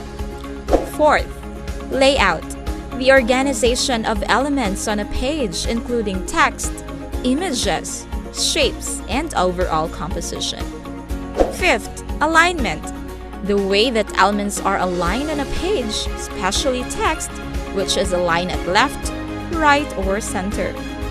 Number 6, proximity. This is something to do with the relationship between objects in a space, particularly how close they are to each other. Proximity can indicate a relationship between objects. Now for your activity, the directions is to create a brochure which aims to spread awareness about ways to protect yourself and your family from coronavirus infection. Make sure that you apply your knowledge in multimodal elements. Note, you may choose to make use of cut-out pictures, letters, or make your own drawing in the absence of gadgets to use in this activity. Here are some of the criteria. First, multimodality. The brochure demonstrates significant consideration of the communicative modes used, often adopting rhetorical and compositional principles to meet the specific needs of the media used to construct it. Second, rhetorical awareness. This is something to do with brochure demonstrating sustained consideration of the purpose and audience for which it is intended, and almost always includes rhetorical and compositional choices appropriate for the given rhetorical situation. Also, creativity. Your brochure should combine written and multimodal text in specially creative and/or insightful ways, often using the two kinds of text together to communicate more than could be communicated through one kind alone. And of course, lastly, grammar or style. The supporting documentation for the brochure, and if appropriate, the brochure itself show a thorough understanding of the standard grammatical and stylistic conventions, almost always being well written. Alright, so I hope that you have learned something for today. Make sense and find practical application to all the lessons in your day-to-day conversation. Until next week, learn English and stay stylish, and you will never go out of style. Have a great day.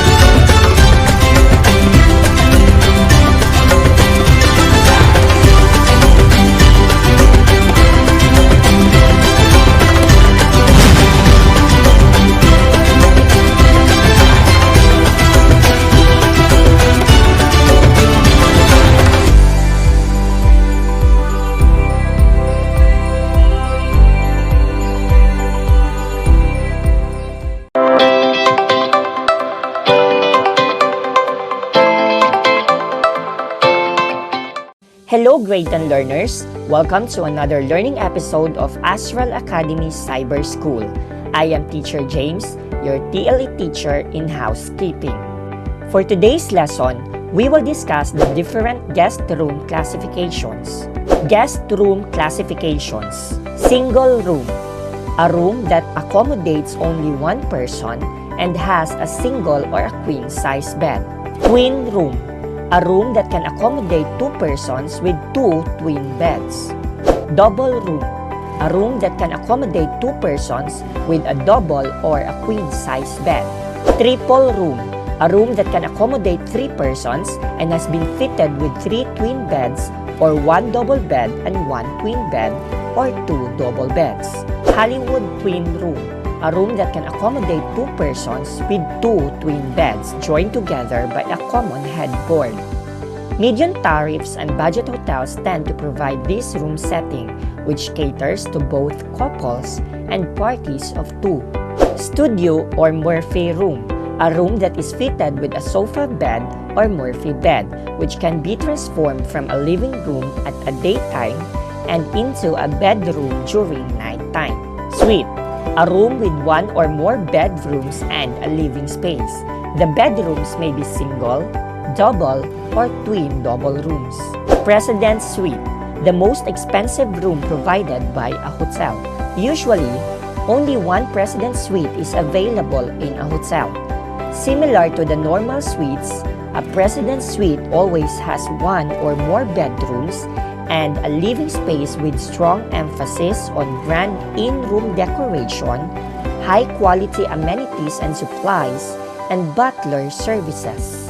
Villa, a special form of accommodation which can be found in resort hotels. It is a kind of standalone house that gives extra privacy and space to hotel guests. A fully equipped villa contains not only bedrooms and a living room, but a private swimming pool, a jacuzzi, and a balcony. It is suitable for couples, families, and large groups. Accessible room. This room type is mainly designed for guests who are PWD or persons with disability. Common features include safety bars and emergency buttons in the bedroom and bathroom, touch floor lamps, fire alarm lights, outward opening door for bathroom, and etc. Balcony room. A room with a balcony. Room for extended stay. This room type can be found in service apartments and hotels that target guests who are staying for a long period. Open kitchens and cooking equipment are usually available in this room. Smoking or non-smoking room. Many hotels provide both smoking and non-smoking rooms for their guests. In order to minimize the effects of second-hand smoke exposure of non-smoking guests, some hotels group all smoking rooms in certain floors and separate them from non-smoking room. Adjacent room. These are rooms close by or across the corridor but are not side by side. Adjoining room. These are rooms that are side by side but do not have connecting door between them. Connecting room. Two rooms that are side by side with a connecting door between them. There you have it, learners. Those are the different guest room classifications in hotels. At this point, let us try to check your understanding from today's lesson. Please get your activity sheet in TLE Housekeeping 10 and answer the given questions. This has been Teacher James saying continue learning and hashtag Shine Tangub Stars.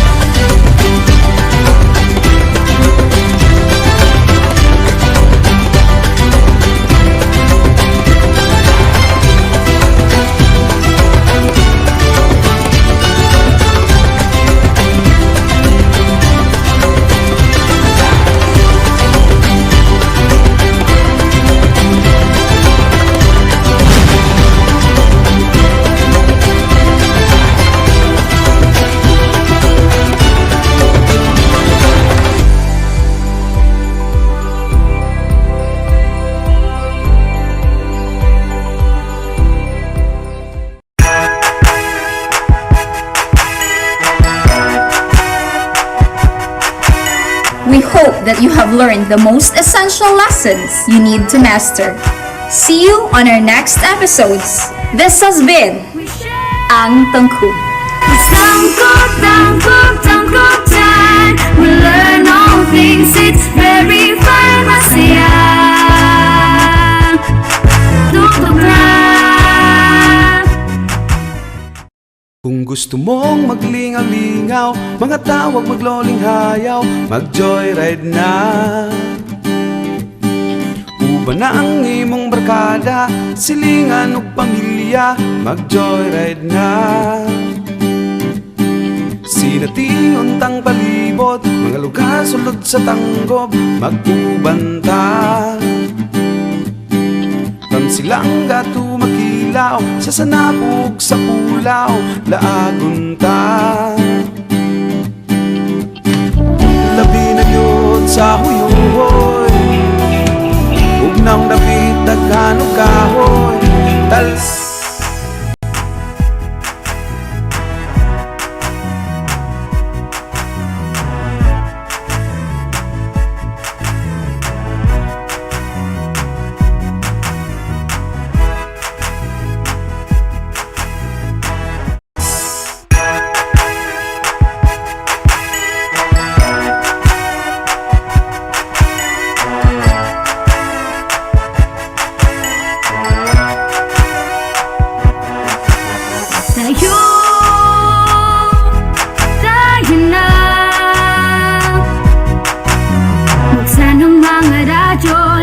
at matuto sa mga aral sa mundo.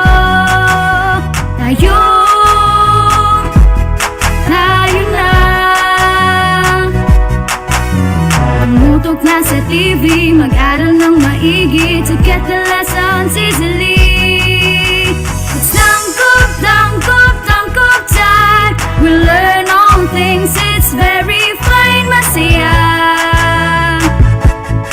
Tutok na. It's Tangkub, Tangkub, Tangkub time. We learn all things, it's very fine, masaya. Tutok na.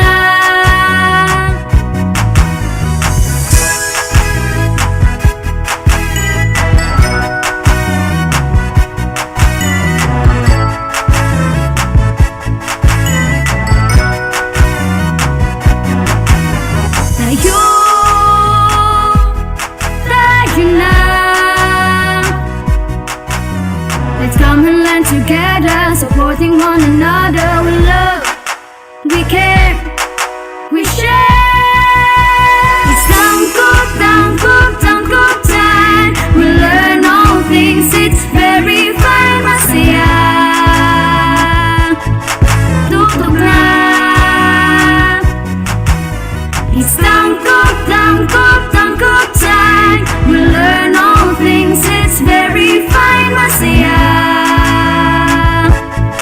tutok na. It's tangkop time. We learn all things, it's very fine. Masaya, tutok na. It's tangkop time. We learn all things, it's very fine. Masaya, tutok na.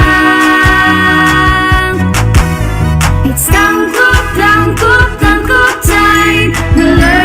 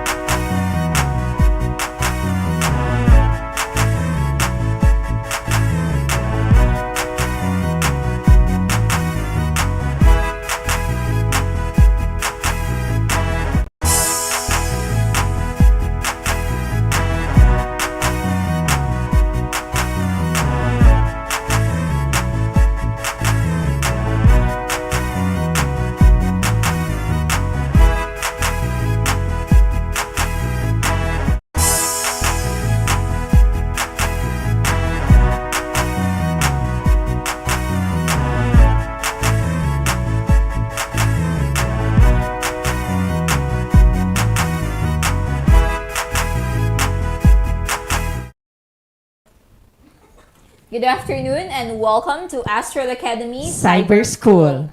Alright, so I am Mama Halia from Santa Maria National High School. I am your Ma'am Pinky Del Castillo of Sumirap National High School. And I am teacher James Marquis Soporno of Sumirap National High School, and we are your teacher facilitators today. Today is January 13, 2022, and we will be learning English and TLE subjects. Yes. That's right. That will happen right after this short break. This is Astral Academy Cyber School.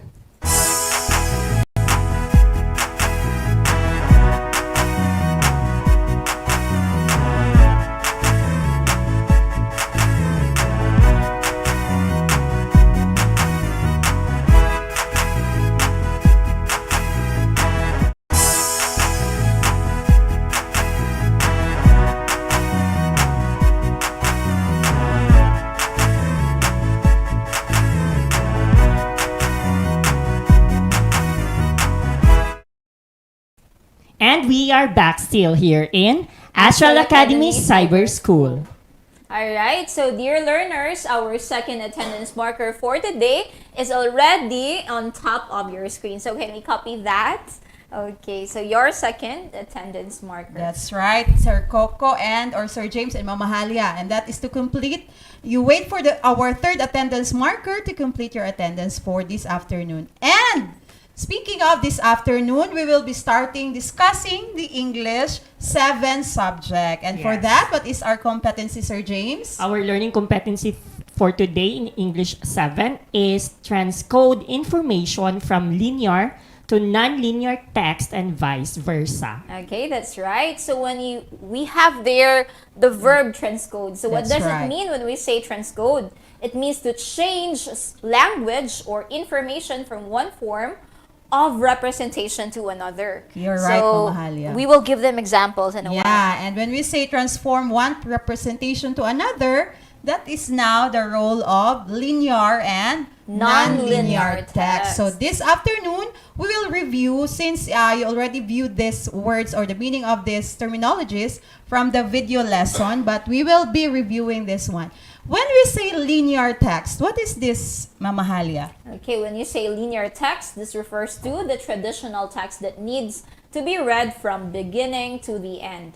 Here, the reader makes sense of the text according to the grammatical and syntactic arrangement of words. Novels, poems, short stories, letters, educational text. All those texts we read from the beginning to the end are called linear text. Yes. Okay, so in short, these are the written words. And in addition, linear text is the most common type of reading. It is the traditional method of reading we are taught as children.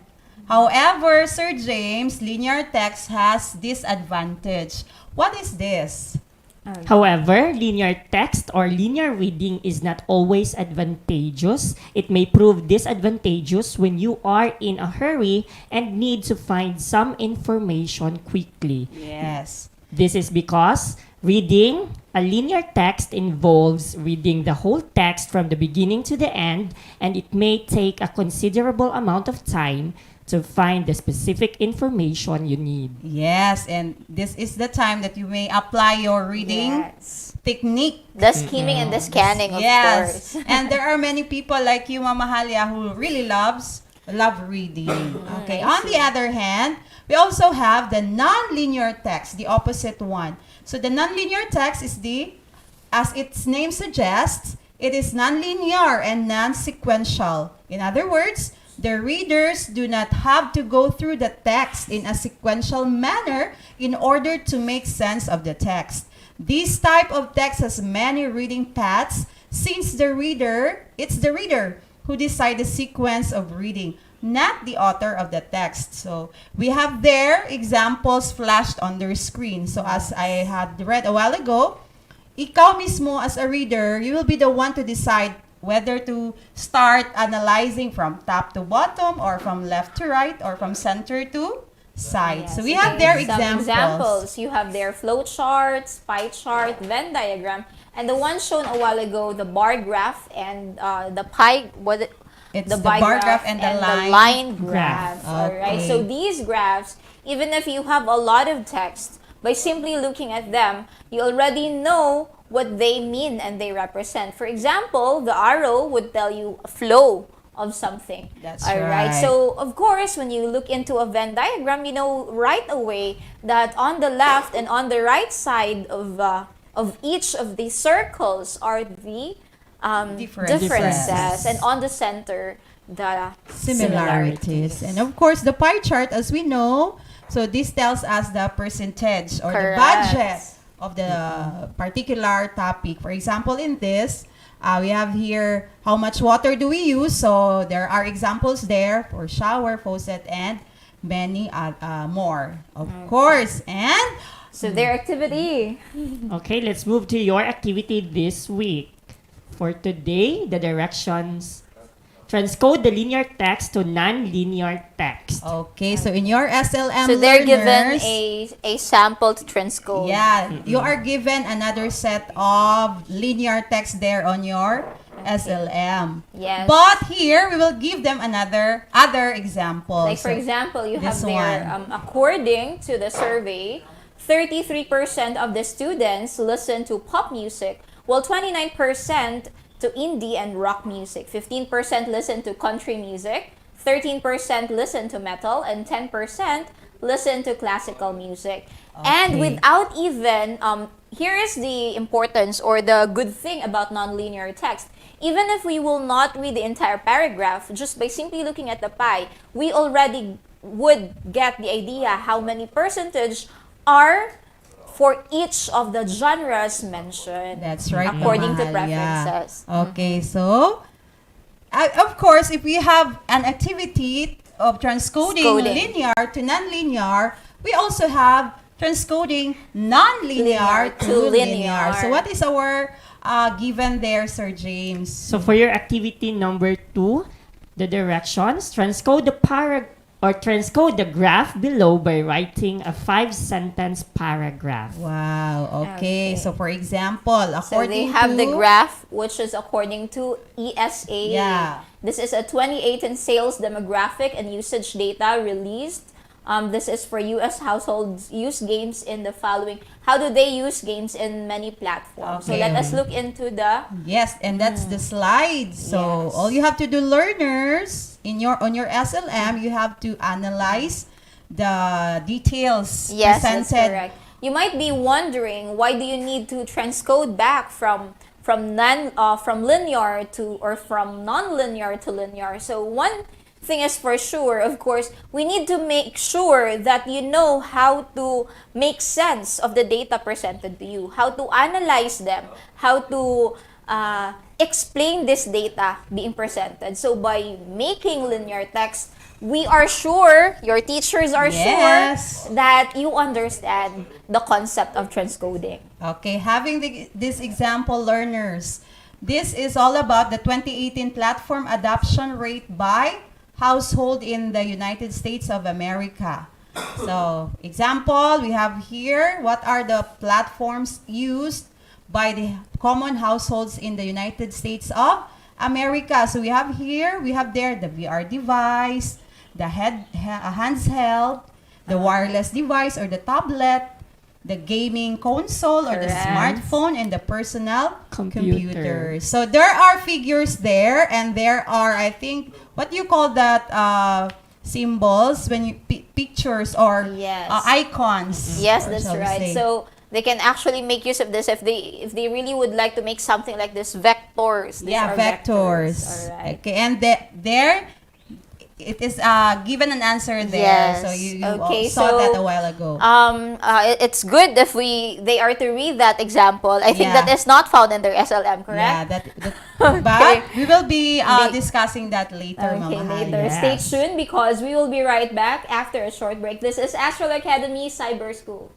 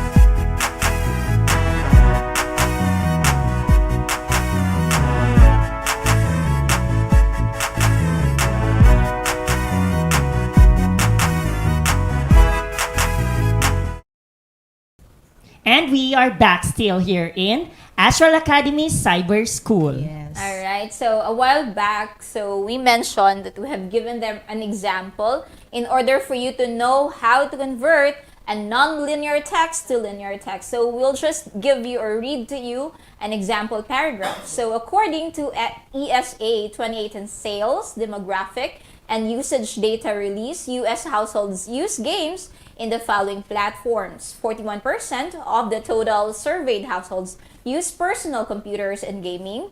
Both smartphones and gaming consoles holds 36%.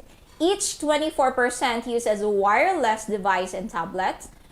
14% uses handheld systems and 8% uses VR device. Yes, and that's it. So I think that was easy. So they can make sense. That's right. of And in non-linear life, it's text. very important how to learn how to analyze data and Yes, how to exactly. transcode information. Almost all exams Yes, of need course. that skill. And we're now with our grade 8 learners. Hi Hello there, there. grade 8 So learners. we hope that you are now with us. So our competencies, Sir James, for English 8 is? Our competency for English 8 today is to identify and use signals that indicate coherence. So That's right. Okay, that's Examples. Concessional, you have sequential, and of course for clarification. So there are a lot of purposes for transitional markers and transitional devices, but then we will just focus our attention on those three. Okay, so when we talk about coherence, it is a state or situation in which all the parts or ideas fit together well so that they form a united whole. Yes. So not anything, not a single detail has been out of place. That's right. And as to what Mama Halia said, that there are many purposes. If you can still recall our grade 8 learners that last week, we discussed 3 of them. Three, yes. If I'm not mistaken, one of those is the additional. Yes, exactly. Yeah, So like and- moreover, in addition. Yes. Okay. And now we also have to learn or to review what are transition Transitional signals. Yes, Sir James? So when we say transition signals, they are linking words or phrases that connect your ideas and add cohesion to your writing. They signpost or indicate to the reader the relationships between sentences and between paragraphs, making it easier for the reader to understand your ideas. That's Okay, that's right. correct. So we will now discuss one of these types of transitional signals, and that is sequence. Okay, yes, Ma'am P? A sequence transition. It can be used to show a change in the order or timing of consecutive ideas and phrases. So when we say sequence, order or timing. Yes, So we exactly. have here examples which were not mentioned in our video lesson. So we have there, Mama Halia. Okay, you have their second or secondly. Oh, you can also use first, actually. All right, thirdly, not long after, later, lastly, and more importantly, or most importantly, finally, following, at this time, once, prior to, previously.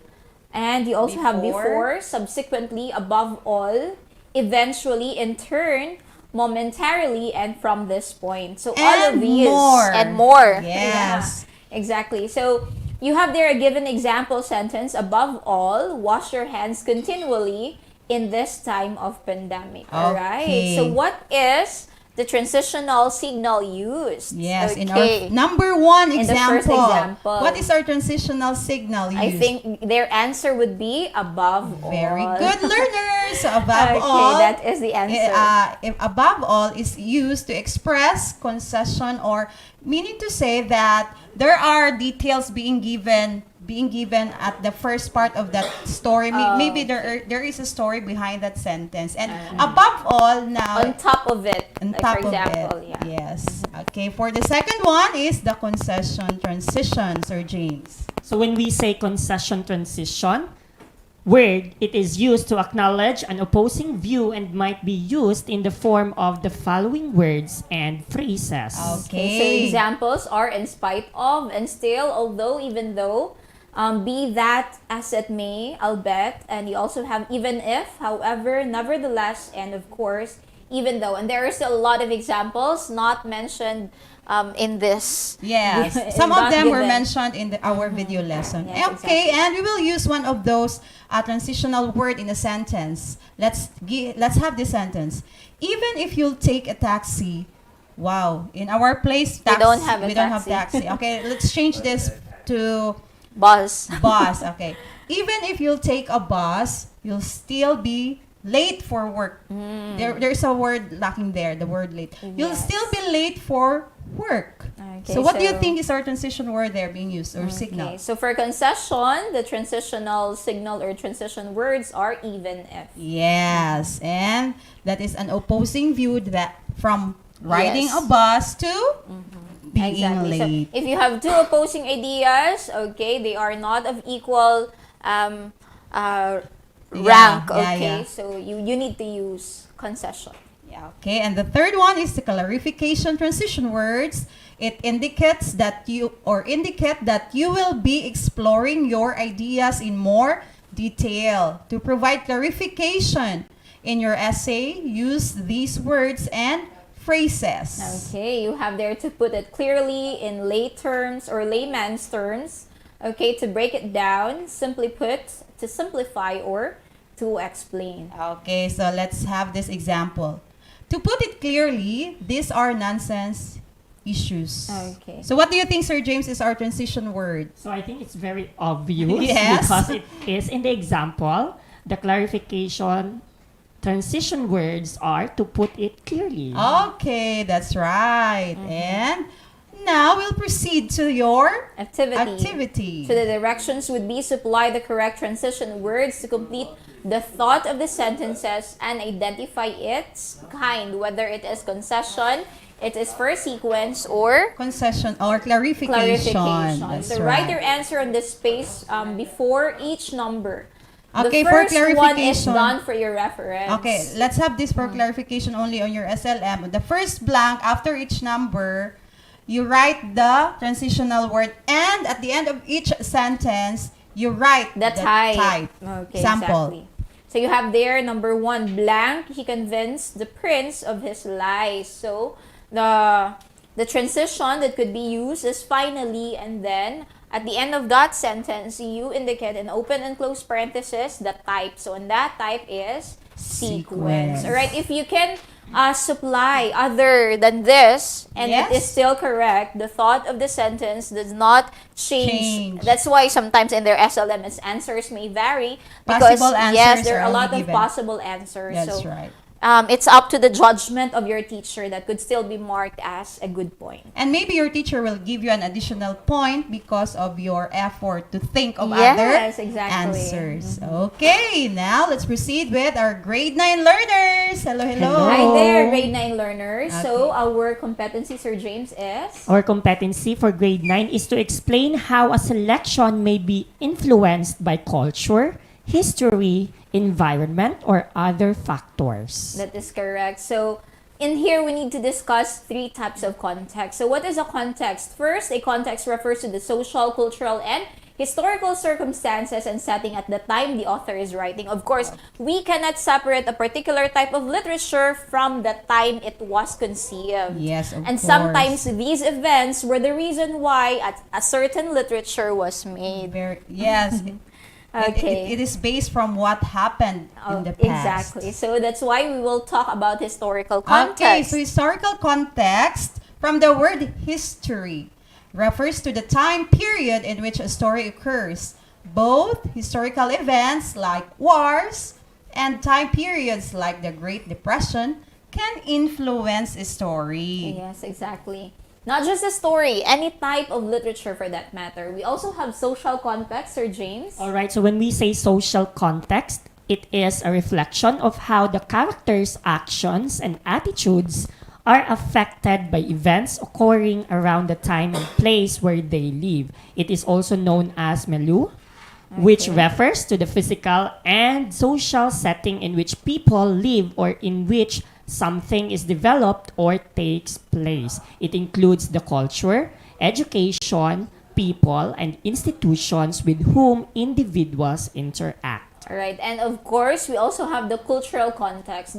This also has something to do with the ideology, traditions, and values that surround and shape an individual's beliefs. It can affect the individual's behavior, of course, the decision making, and also a lot of opportunities.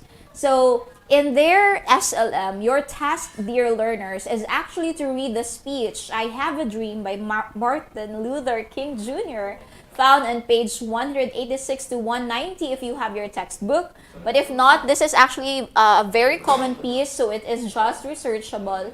Because we cannot attach this to your SLM, this is very lengthy. Okay, so you have to explain his speech. Why do you think, or how do you think this speech was influenced by historical, social, and cultural context through answering the following questions? So we have the first question, Ma'am Pink.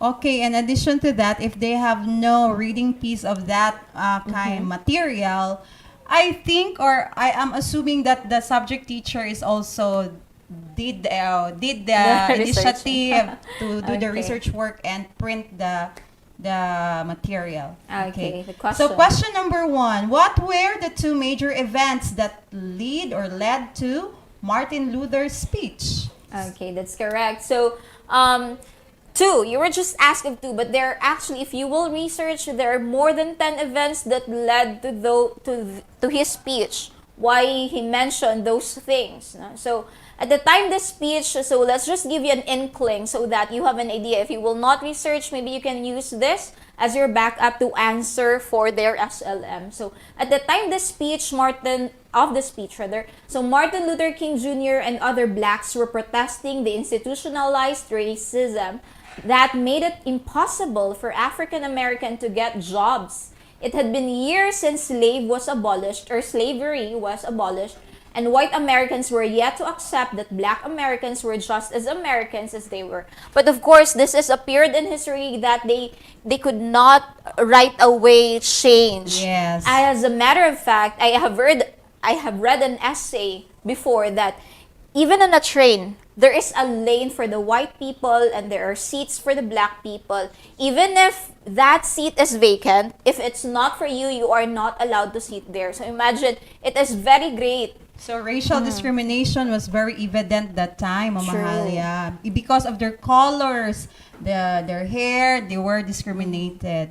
So Yes. Martin Luther was the one who was an activist who led to fight the right, because Martin Luther himself is a black American. Am I right, Mamahalia? Yes, exactly. Yes. So even though the Declaration of Independence, there is already a state that all men are made equal, so the leadership did not necessarily recognize the need for equality. So some leaders are not even treating the black American as their equal. So the speech is still an outpour of emotions with constant beatings that these black men were into. And if you before. have time, learners, you may also listen to the actual speech of Martin Luther. Yes, exactly. That's It's great. very interesting.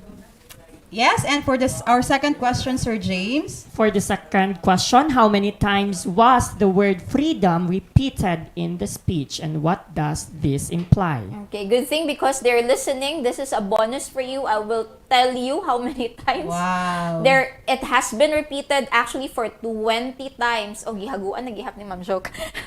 It's really 20 times. This implied that freedom is a major theme of the speech alongside with justice, which has been mentioned 11 times too. So, when we write, our focus would really be repeated most often. So, if that is your focus, that is the theme, so most likely, those words will be repeated most often. Yeah, for emphasis. Very good. Yes. Okay. And, of course, for our third, is this a question? Yes. Yes, it is.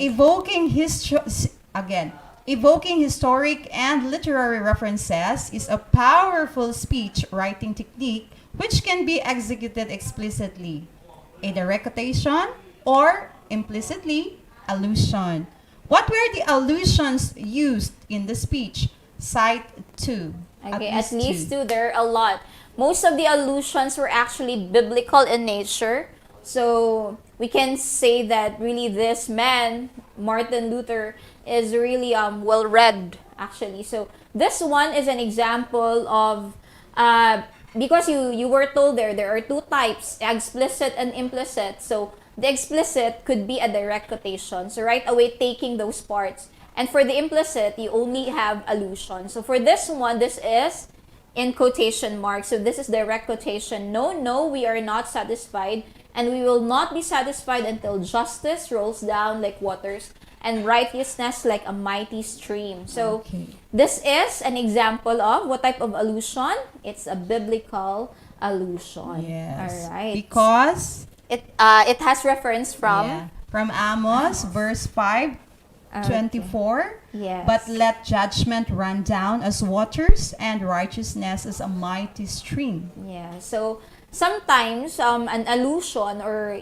yes could be a metaphor, metaphorically linking something, Comparison. comparison. Yeah. More allusions. You also have those words, Sir James, as 5 score years ago refers to Lincoln's famous Gettysburg Address speech, which began 7 years ago. This allusion is particularly poignant given that King was speaking in front of the Lincoln Memorial. Yes, that's correct. So you have there the first who mentioned 5 score years ago was Lincoln. Yeah. All right. Okay. So life, liberty, and the pursuit of happiness. This has been repeated as well in the speech, and this is actually in reference to United States Declaration of Independence. Okay. Okay. So, I hope learners that they have now an idea how to answer SLM. SLM, yes. And with that, more discussions when we return. This is Astral Academy Cyber School.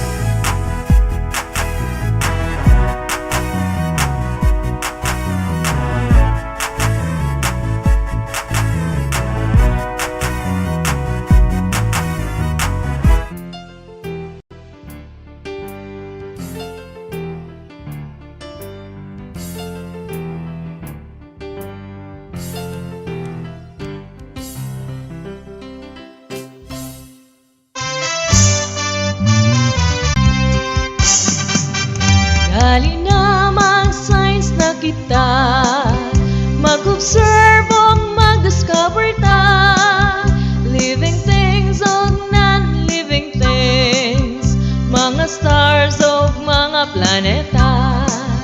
Dali na mag-science na kita, mag-observe o mag-discover ta, living things o non-living things, mga stars o mga planeta, mga stars o mga planeta, mga stars o mga planeta.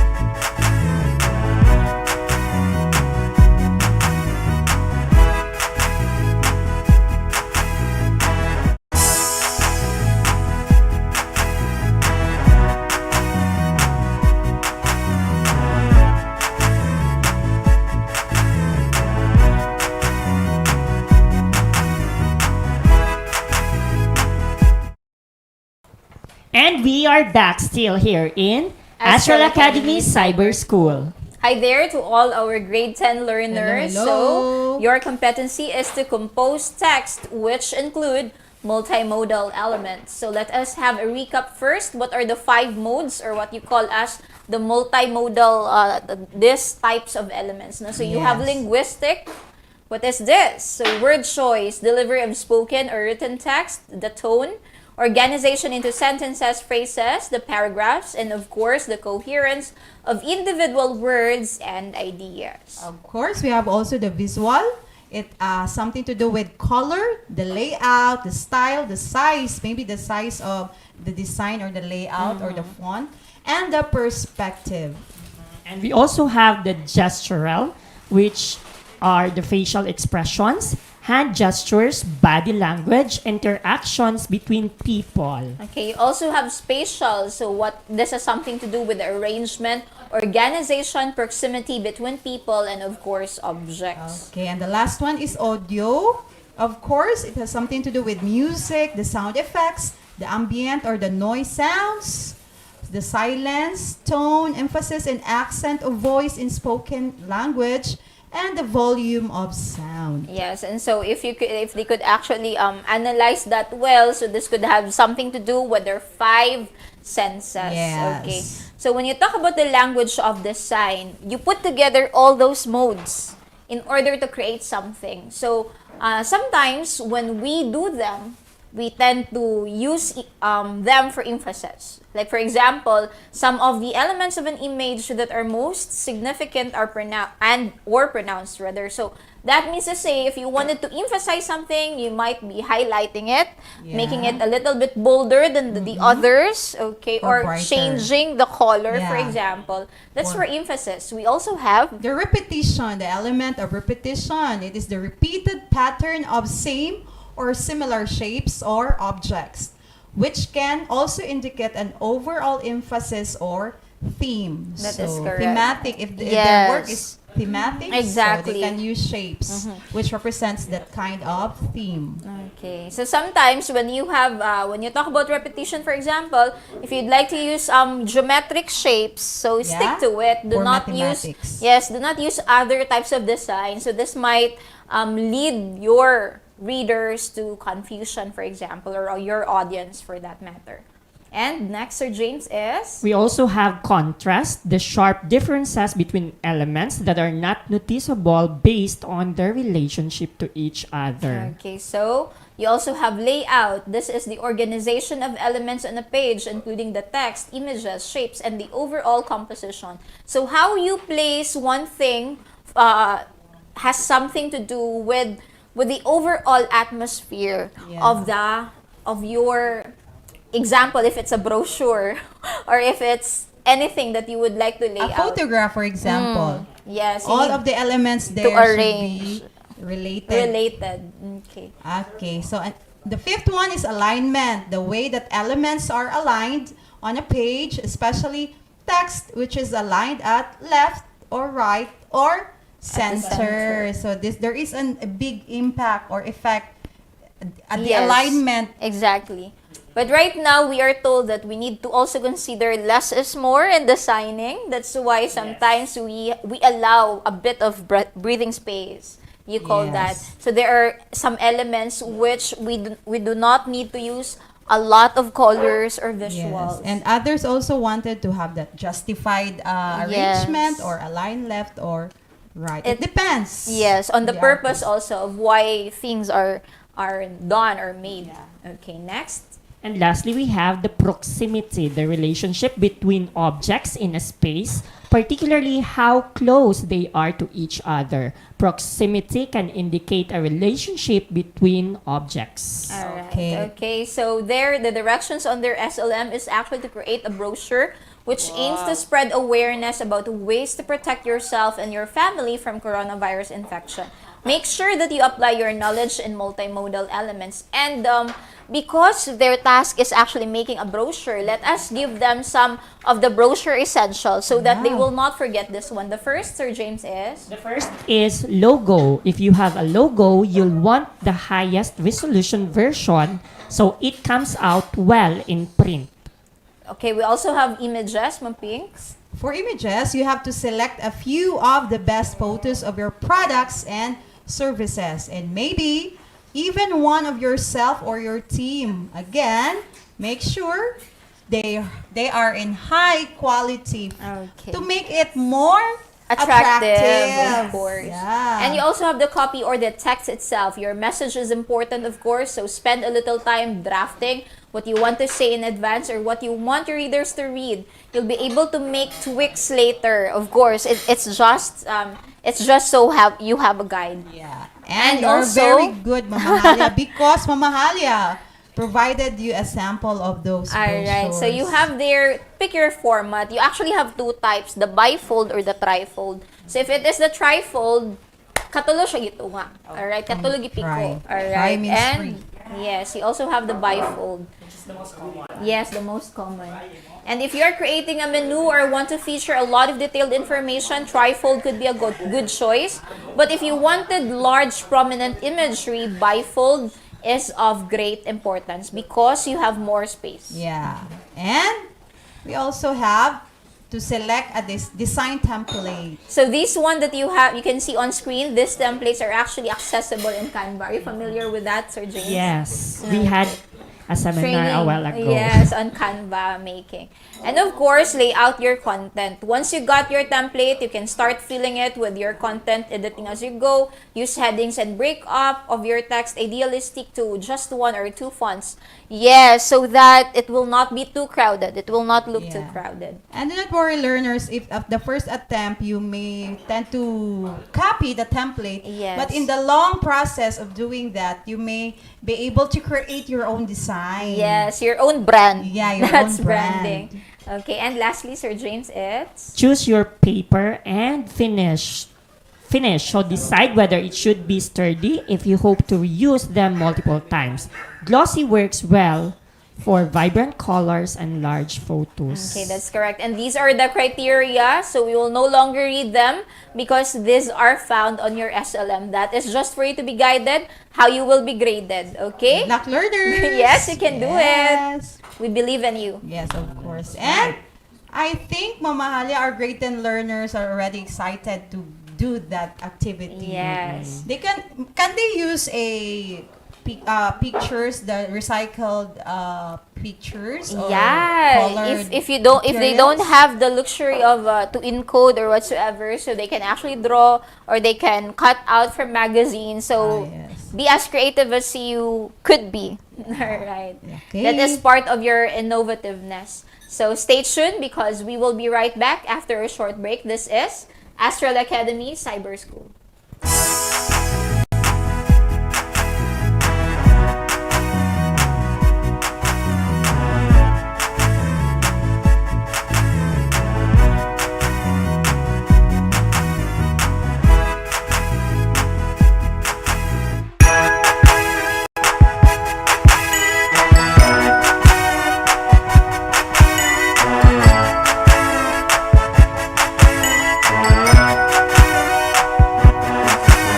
Tayo, tayo na. Buksan ang mga radyo, lina at matuto sa mga aral sa mundo. Tayo, tayo na. Tumutok na sa TV, mag-aral ng maigi to get the lessons easily. It's tangkop, tangkop, tangkop time. We learn all things, it's very fine, masaya. Tutok na. It's tangkop, tangkop, tangkop time. We learn all things, it's very fine, masaya. Tutok na.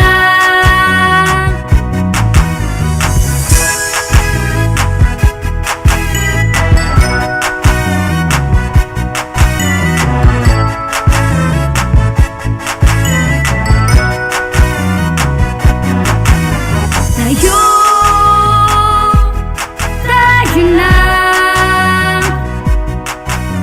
Let's come and learn together, supporting one another. We love, we care, we share.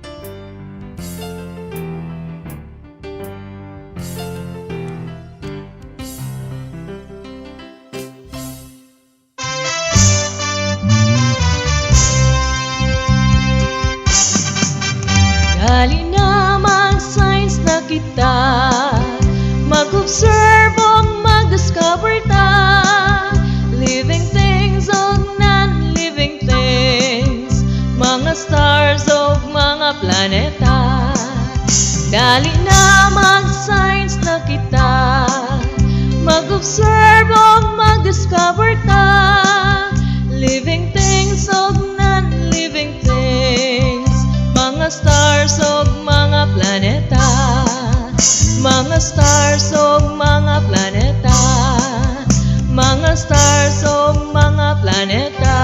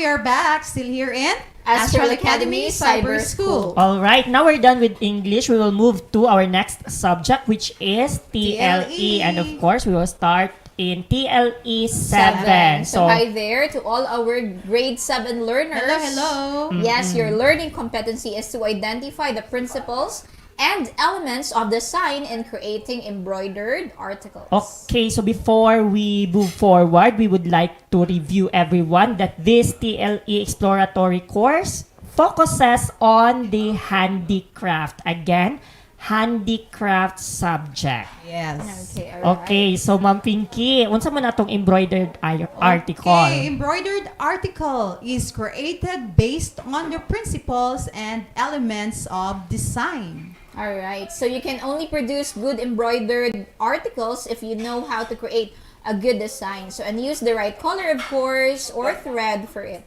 So, careful study of the principles of design and strictly following it will help you produce a good design. Alright. So, we need to bear in mind the principles. Always bear in mind that the design is the arrangement of line, form, color, and texture with the purpose of achieving order and beauty. So, kaning gitawag nato nga embroidered article class mo ni siya finished product sa embroidery itself. So, of course, we will start discussing this afternoon the principles of design. First, we have the harmony. The harmony is the law of unity with variety. This principle infers repetition of line, form, shape, and size. Yes, so if you can look in your SLM, there are examples of pictures there. Yeah. Para maka namoy somewhat reflection kung unsay buot pasabot anang gitawag nilag harmony in the principles of design. Next we have Proportion. This pertains to the relationship in size between a part and the whole. so mga parts sa, say for example, if nagbuhat ka o gomamela, nga kuan embroidery, so ang iyahang petals, ang iyahang dapat proportion. And then next we have the balance. It may be produced in two ways, either formal or informal. When we say formal balance or symmetry, it has equal color, shape, and size on either side of this design. While when we say informal, it occult has an equal proportion, or it has something to do with abstract designs. Okay, alright. So we also have rhythm. It is a smooth, related movement. So pattern and line carry the eyes along with jerky motion. So the eye automatically connects points in space. Yes, the like we can connection identify of the parts. what figure are created based on the arrangement of colors and of course balance. So of course, we have here the emphasis. The eye is carried first to the most important part of the design and then to the other details in order of their importance. This is referred to as the center of interest of a design. Alright, so those are the principles of design. Now we will move to the elements of design. First, we have the line skeleton or basic foundation sketch to direct the eye vertically or horizontally. Okay, that's correct. So you also have texture. This is something to do with the surface appearance, which is either rough, smooth, dull, or glossy, thick, or also thin. Yeah, of course, we have the color, element of color. It may be cool, warm, bright, or dull. Choosing the right color will greatly affect the appearance of your finished product. Alright, so as you can see in your SLM, there is a color wheel there consisting of 12 colors, which will give you an idea to make successful choices or choice of colors in your design. Yes, and I think when we talk about warm colors, this has something to do with the red, the orange, yellow. These are colors of the sun, for example. And when we talk about the cool colors, the blue, the color of the sky. Yes, exactly. That is why they should be, or our learners should be well informed of the three part of the color wheels. Now, there are three parts of a color wheel. We have the primary colors, the secondary colors, and the tertiary colors. Okay, so for the of course, No, ang Yes. primary color, Blue. sugod pa na sa atong elementary nga art subject. Yellow. We have the blue, yellow, and red. And if we combine these primary colors, we will produce the secondary colors. And by combining the secondary colors and the primary color, we will Yes. have the Tertiary colors. So, mo na siya ang 3 parts of a color wheel. Now, we will move to your activity. Yes. Okay, so the directions is to identify what is being referred to in each statement below. Okay, so so write for your now- answer on the space provided. Bonus. For number 1, we will give it to you as bonus. Item number 1, it is an element of design which refers to the surface appearance, which is either rough or smooth, dull or glossy, thick or thin. Of course, the answer to that is the texture. Okay. And the Number rest 0. of the items are for you to answer. Good Yes, luck you also with have that, enumeration. learners. So it's very easy. Enumerate the Yeah, primary you just colors. review your SLM. All of the things are found there. Yes, now we will move to TLE Hello there, grade 8. Grade 8 learners. So for our TLE 8 exploratory course, we will be focusing on the computer hardware servicing subject, and our learning competency this afternoon Is is to maintain hand tools. okay, so tools and equipment maintenance. In short, all tools and equipment must be properly maintained so that workers are not endangered. Regulations require inspections of tools, machines, and equipment before use. So in the workshop or in the workplace area, preventive maintenance is the systematic care and protection of tools, equipment, and machines in order to keep them in a safe, usable condition, limit downtime, and extend their productivity. So we must always be aware that maintenance tasks themselves are potentially hazardous to the worker and can result in injury. So a successful maintenance program is well organized and scheduled. So dapat every month or Yes, every there should be a schedule for twice the a month maintenance. na siya schedule for maintenance. Now, it Checking. also controls the hazards in the workplace. Yes. It also defines the operational procedures. And of course, it trains key personnel. So, dili man tanan People. kinahanglan nga maintain Clean, sa maintain, yes. kuan mga gamit. Katulang mga naay kahibalo. Yes, exactly. Kay basin imbis malimpyo, naguba na po hinuha. Yes, exactly, Okay, Ma'am there are Pinky. general requirements for tools and equipment maintenance. These includes the following. The first one is obtaining a copy of the maintenance schedule recommended by the manufacturer. We also have, Mamping, Yes, ensuring that maintenance is performed as required. And of course, ensuring that the person or persons performing the maintenance are competent. So, So they must example, be licensed licensed mechanic. O na niya itong giyon kaganina. Yeah, so kung dili ka knowledgeable ana, dili lang po ka magpataka. Observe Yes, sa. exactly. Call a Yes. friend. retaining records of maintenance and service conducted is also important. That is very important. That's why you have there the maintenance logbook. Yes, and of course, specifying who is responsible for overseeing equipment, maintenance, and where the records are kept. Exactly. So, kasagaran ang tawag ana nila mao ang property custodian. Alright. And of course, lastly, set up a system for removal and tagging of damaged or defective tools and equipment. So, dapat itag siya kay para mahibaw ang kung unsa pay mga magamit o unsa na mga defective. Yes, it is Once done.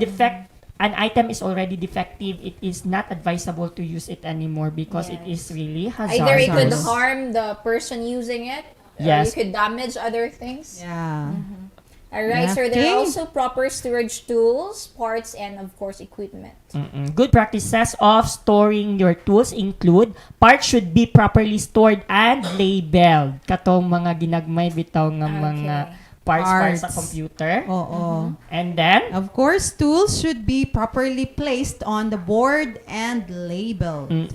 Next is consider drawing the shapes of the tools on the board so that they always get put back on the same position. yes. And Wow, then, this is very OC. Yeah. okay, namang dagan bitaw kay parts ang computer niya ang uban kay inigkuha nila malimot na sila asa manig. So, pwede put picture. Yes. Yes, exactly. So, Next. Also use bins for storing small parts. And of course, consider making an individual or individuals responsible for the good maintenance of tools and parts. Yes, and of course, the benefits of having good practices of storing your tools include tools and parts are kept in good condition and are easy to find. Yes, dili kay masig pangita sir no. Yes, that's makadugay. Ay pa pangitaon kung gamiton na. and of course, when they are properly stored and the tools are well maintained, we reduce the costs. Yes. Of course, productivity is increased because time is not wasted. No. Looking for tools, sa puto na lang kay wa nakita. Lagi samot na mga gagmay nga parts and equipment. Next would be workshop staff develop a sense of responsibility and pride in their work. Alright, so those are the things you need to bear in mind when it comes to tools maintenance. Now we will move to your activity this afternoon. You only have one question, an essay 1. Discuss the importance of maintaining tools and equipment for 20 points. A rubric is printed on your SLM for your guidance. Okay, stay tuned because we will be right back after a short break. This is Astral Academy Cyber School.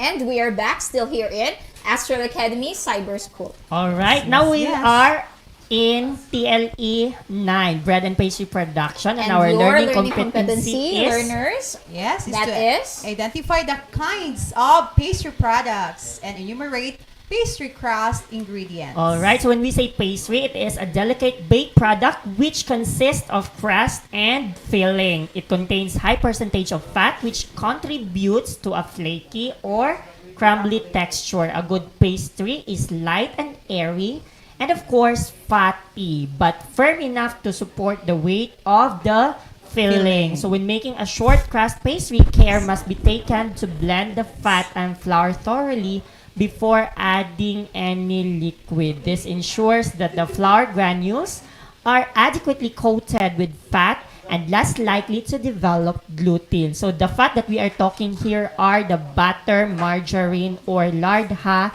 not the fat nga. Fats, excess Or- fats. Yes.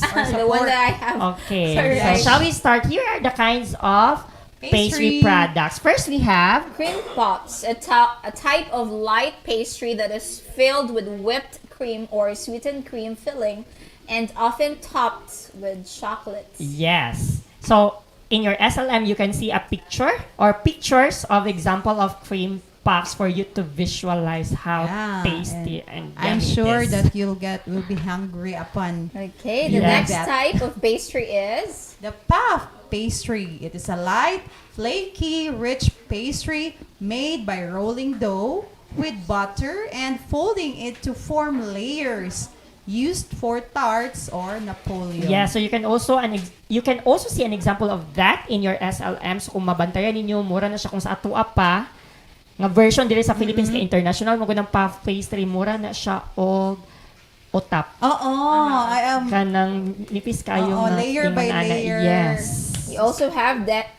This is Danish Yes. pastry, a pastry made of sweetened yeast dough with toppings such as fruit, nuts, or cheese. So fruit cakes? Something No, like not. that, no? Ah, Ang cake, kay cake jud siya. Pag pastry, kay na siya crust. okay, I see. That's the difference, dear Yes. learners. So next, we also have the French pastries. It is just the same with all the other pastry, except that it is very rich with custard or fruits on Fruit. top. For those who love fruits. Okay, and of course we have here the pie and tart pastries that consist of two components. So the first, relatively thin pastry called the pie dough, when baked forms a crust, also called pastry shells, that holds the filling. So example of your pie is of course kanang mga pie nga gikaon nato kung nakabantay mo. Pineapple pie, buko Yes, pie. kanang ihamurag pan nga nipis mo na siya si crust and then katong tamis nga part is of course the filling. Now ang tart pod, Smaller version. the smaller version of a pie. Okay, you also have Okay. croissants. A Yes. flaky raised dough. It is like a sweetened cross between a simple yeast raised dough and puff pastry. So the dough is rolled with butter to create layers and is then left to rise, creating a very light texture. The downside is that it is technically involved and require a great deal of work. Yes, it's So when done- actually a French-made pastry. Mura siya pantanawon, but it is very flaky and smooth and yummy. Okay, I'm so hungry. we are to go with the ingredients in making the pastry, Pastry crust. So first we have one thing. Of course, the queen, the flour.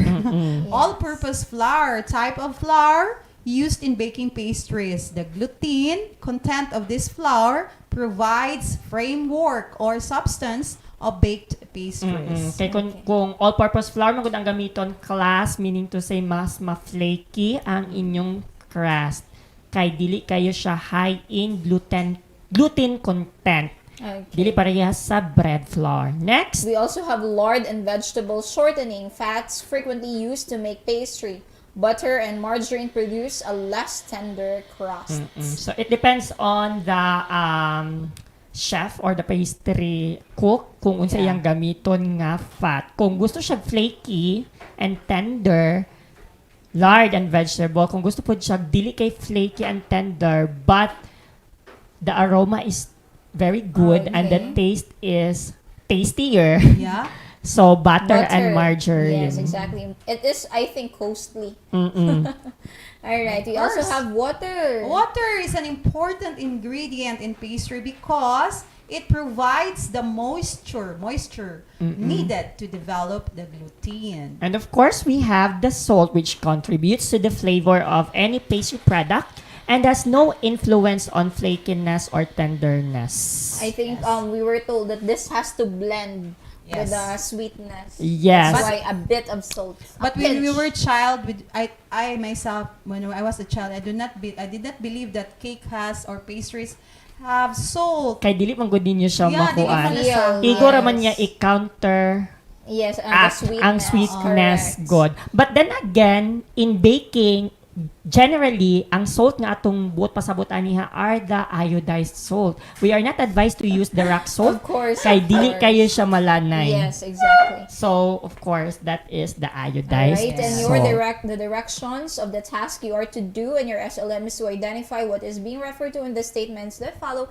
and of course to write your answer in the space provided. And I think all of these are very easy. All of the answers can just be found on your SLM.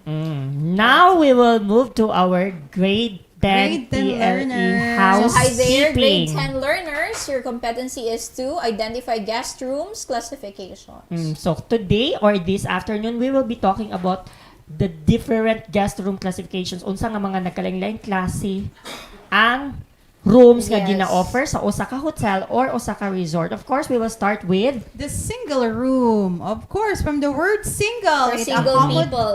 Yeah, for now. Okay. But we don't know late. Alright, it is a room that accommodate only one person and has a single or a queen-sized bed. yes. So again, for one person only. Next, we have Twin room. I'm about to say twin bed. Alright, it is a room that can accommodate two persons with two twin beds. twin beds are actually the same size with a single bed. Okay. Okay? Twin room lang siya kay duha siya ka buok. Duha ka Good for single. two persons. Pero basically, dili gid sila couple kay galahi man sila Yes, katare. exactly. Usually, there is a table between. Separating. Yes. Okay, we also have the double room. So what is the difference of this from twin room?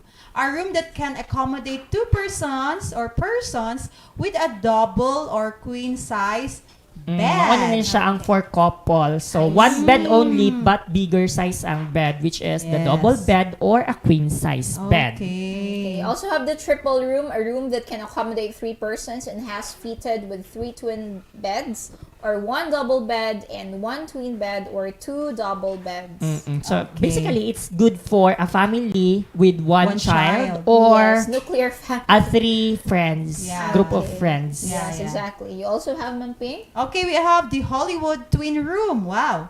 A room that can accommodate two persons with two twin beds joined together by a common headboard. Medium tariffs, am I right, Sir Yes. James?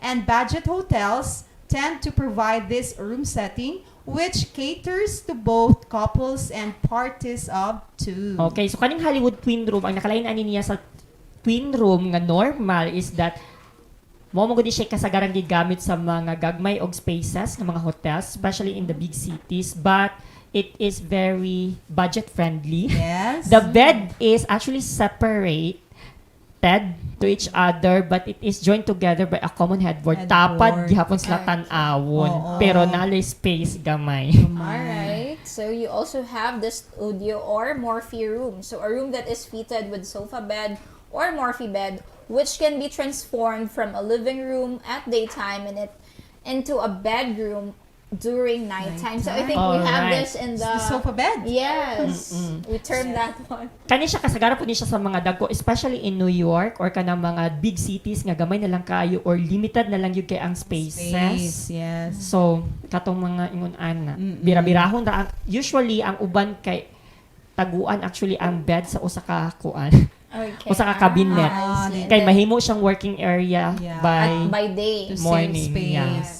Okay, we have here the suite. It is suite. Correct. A room with one or more bedrooms and a living space. So, shala na ni Sir James. Yes. So the bedrooms may be single, double, or twin double rooms. So actually, a suite room is one of the most expensive rooms offered by a hotel. There are many different types of suite rooms. So sama sa akong giingon kay na may lain-lain classes. Suite room, we will move to the next, which is the most expensive one, the President Suite or the Presidential Suite. Yeah. It is the most expensive room provided by a hotel. Usually one President Suite is available in a hotel or a resort. Similar to the normal suites, a President Suite always has one or more bedrooms and a living space with strong emphasis in grand in-room decorations, high-quality amenities and supplies, and of course, butler services or personal assistant from the hotel. Usually, sad as a tip, when we say presidential suite, kasagarang makita na siya, if high-rise ang building, it is on the top or the highest floor of the building. That's why it's also called as penthouse suite. Okay. Alright, so we also have the villa. This is a special form of accommodation which can be found in resort hotels. It is a kind of standalone house that gives extra privacy and space to hotel guests. A fully equipped villa contains not only bedrooms and a living room, but a private swimming pool, a jacuzzi, and a balcony. It is suitable for couples, families, and of course, large groups. Magbarkada. Yes. I love this more. Stand alone. Actually, mo ni siya kasagaran if kanang mga celebrities nga mag-vacation. So, ang makita ninyo sa inyong SLM, the picture there is an example. Are examples of villas that are found in Maldives because they are very well known with villas. In my dreams. Yes. Top of my bucket. Okay, and we have also the accessible room. This type of room is mainly designed for guests who are PWDs or persons with a disability. Common features include safety bars and emergency buttons in the bedroom and bathroom, touch floor lamps, fire alarm lights, outward opening door for bathroom, and etc. Alright, so as another trivia, when we say accessible room, these rooms are actually or mostly located on the ground floor of the hotel aron dili pod maglisod si guests. Exactly. Dahil ang pinaka-common gid nga feature kay kanang mga bar nga pwede magunit si guest sa kilid. Okay. Alright, so you also have balcony room, a room with a balcony. Yes, so most of the rooms naman pwede balcony. Yes, exactly. And you also have room for extended stay. This room type can be found in service apartments and hotels that target guests who are staying for a long period. Open kitchens and cooking equipment are usually available in this type of room. Yes, so kung makita ninyo sa inyong SLM, ang pinakalahi or unique niya nga part is that naa siya kitchen. So, kitchen for cooking. Kay kanang mga guests nga magstay ana are expected to stay more than 1 month. Wala siya apartment. Pero Apartment hotel nga type. part. Apartel. Yes. Cagayan de Oro. Yes, Yes. we have that. Apartel. Okay, we have also the smoking or non-smoking room. Okay, many hotels provide both smoking and non-smoking rooms for their guests. In order to minimize the effects of secondhand smoke exposure of non-smoking guests, some hotel groups all smoking rooms in a certain floors and separate them from non-smoking room. Exactly. So, one of the most common feature of a smoking room, para mahibawan niyo nga smoking room siya, is na siya ashtray. Kung wala siya ashtray, then definitely that is not a smoking room. Kay bantayanan gid na siya. Kay if ever mga mag-smoke si guest nga non-smoking siya, mutingog Sure ang na. fire alarm, mga basa mong The smoke tanan. But if they detector. are using the type of vape? The vape right now. Even the vape, Even the because vape. smoke detector ang kasagarang I gamit see. man sa But fire no more, alarm. how do you call it, the ashtray? No more ashtray. Okay, so you have adjacent room, adjoining, and connecting room. So what are the differences between these three? When you talk about adjacent room, these are close by or across corridor. Adjoining, so side by side but do not have connecting door. And connecting, of course, side by side with a connecting door between them. So actually, kana si adjoining, si adjacent, and connecting room, these are usually 2 rooms nga good as one. So, ang nakailang niya kay kung mingon tag-adjacent, tapad sila. Atbang sila. Pero same ra ang nag-rent sa iya, ha. Kung mingon po tag-adjoining room, tapad sila pero wala sila connecting door in between them. Dapat mo gawas yung kay para mo adto sa pikas nga room. But when you say connecting room, pwede ka mo agi sa sulod. Yes, I think there are some hotels which have this features in CDO. Yes.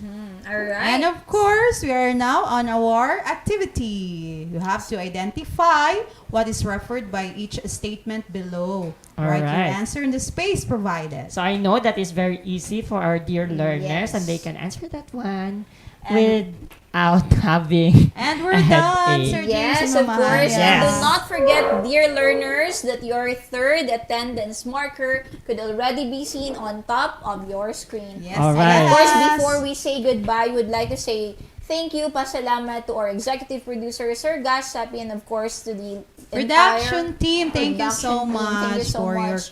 This has been support. Mama Halia from Santa Maria National High School. And I am your Ma'am Pinky from Sumirap National High School. And of course, this is Teacher James saying continue learning and hashtag shine Tanggap Stars. This is Astral Academy Cyber School. Thank you so Bye. much. See you again next week. Bye-bye. Thank you, learners.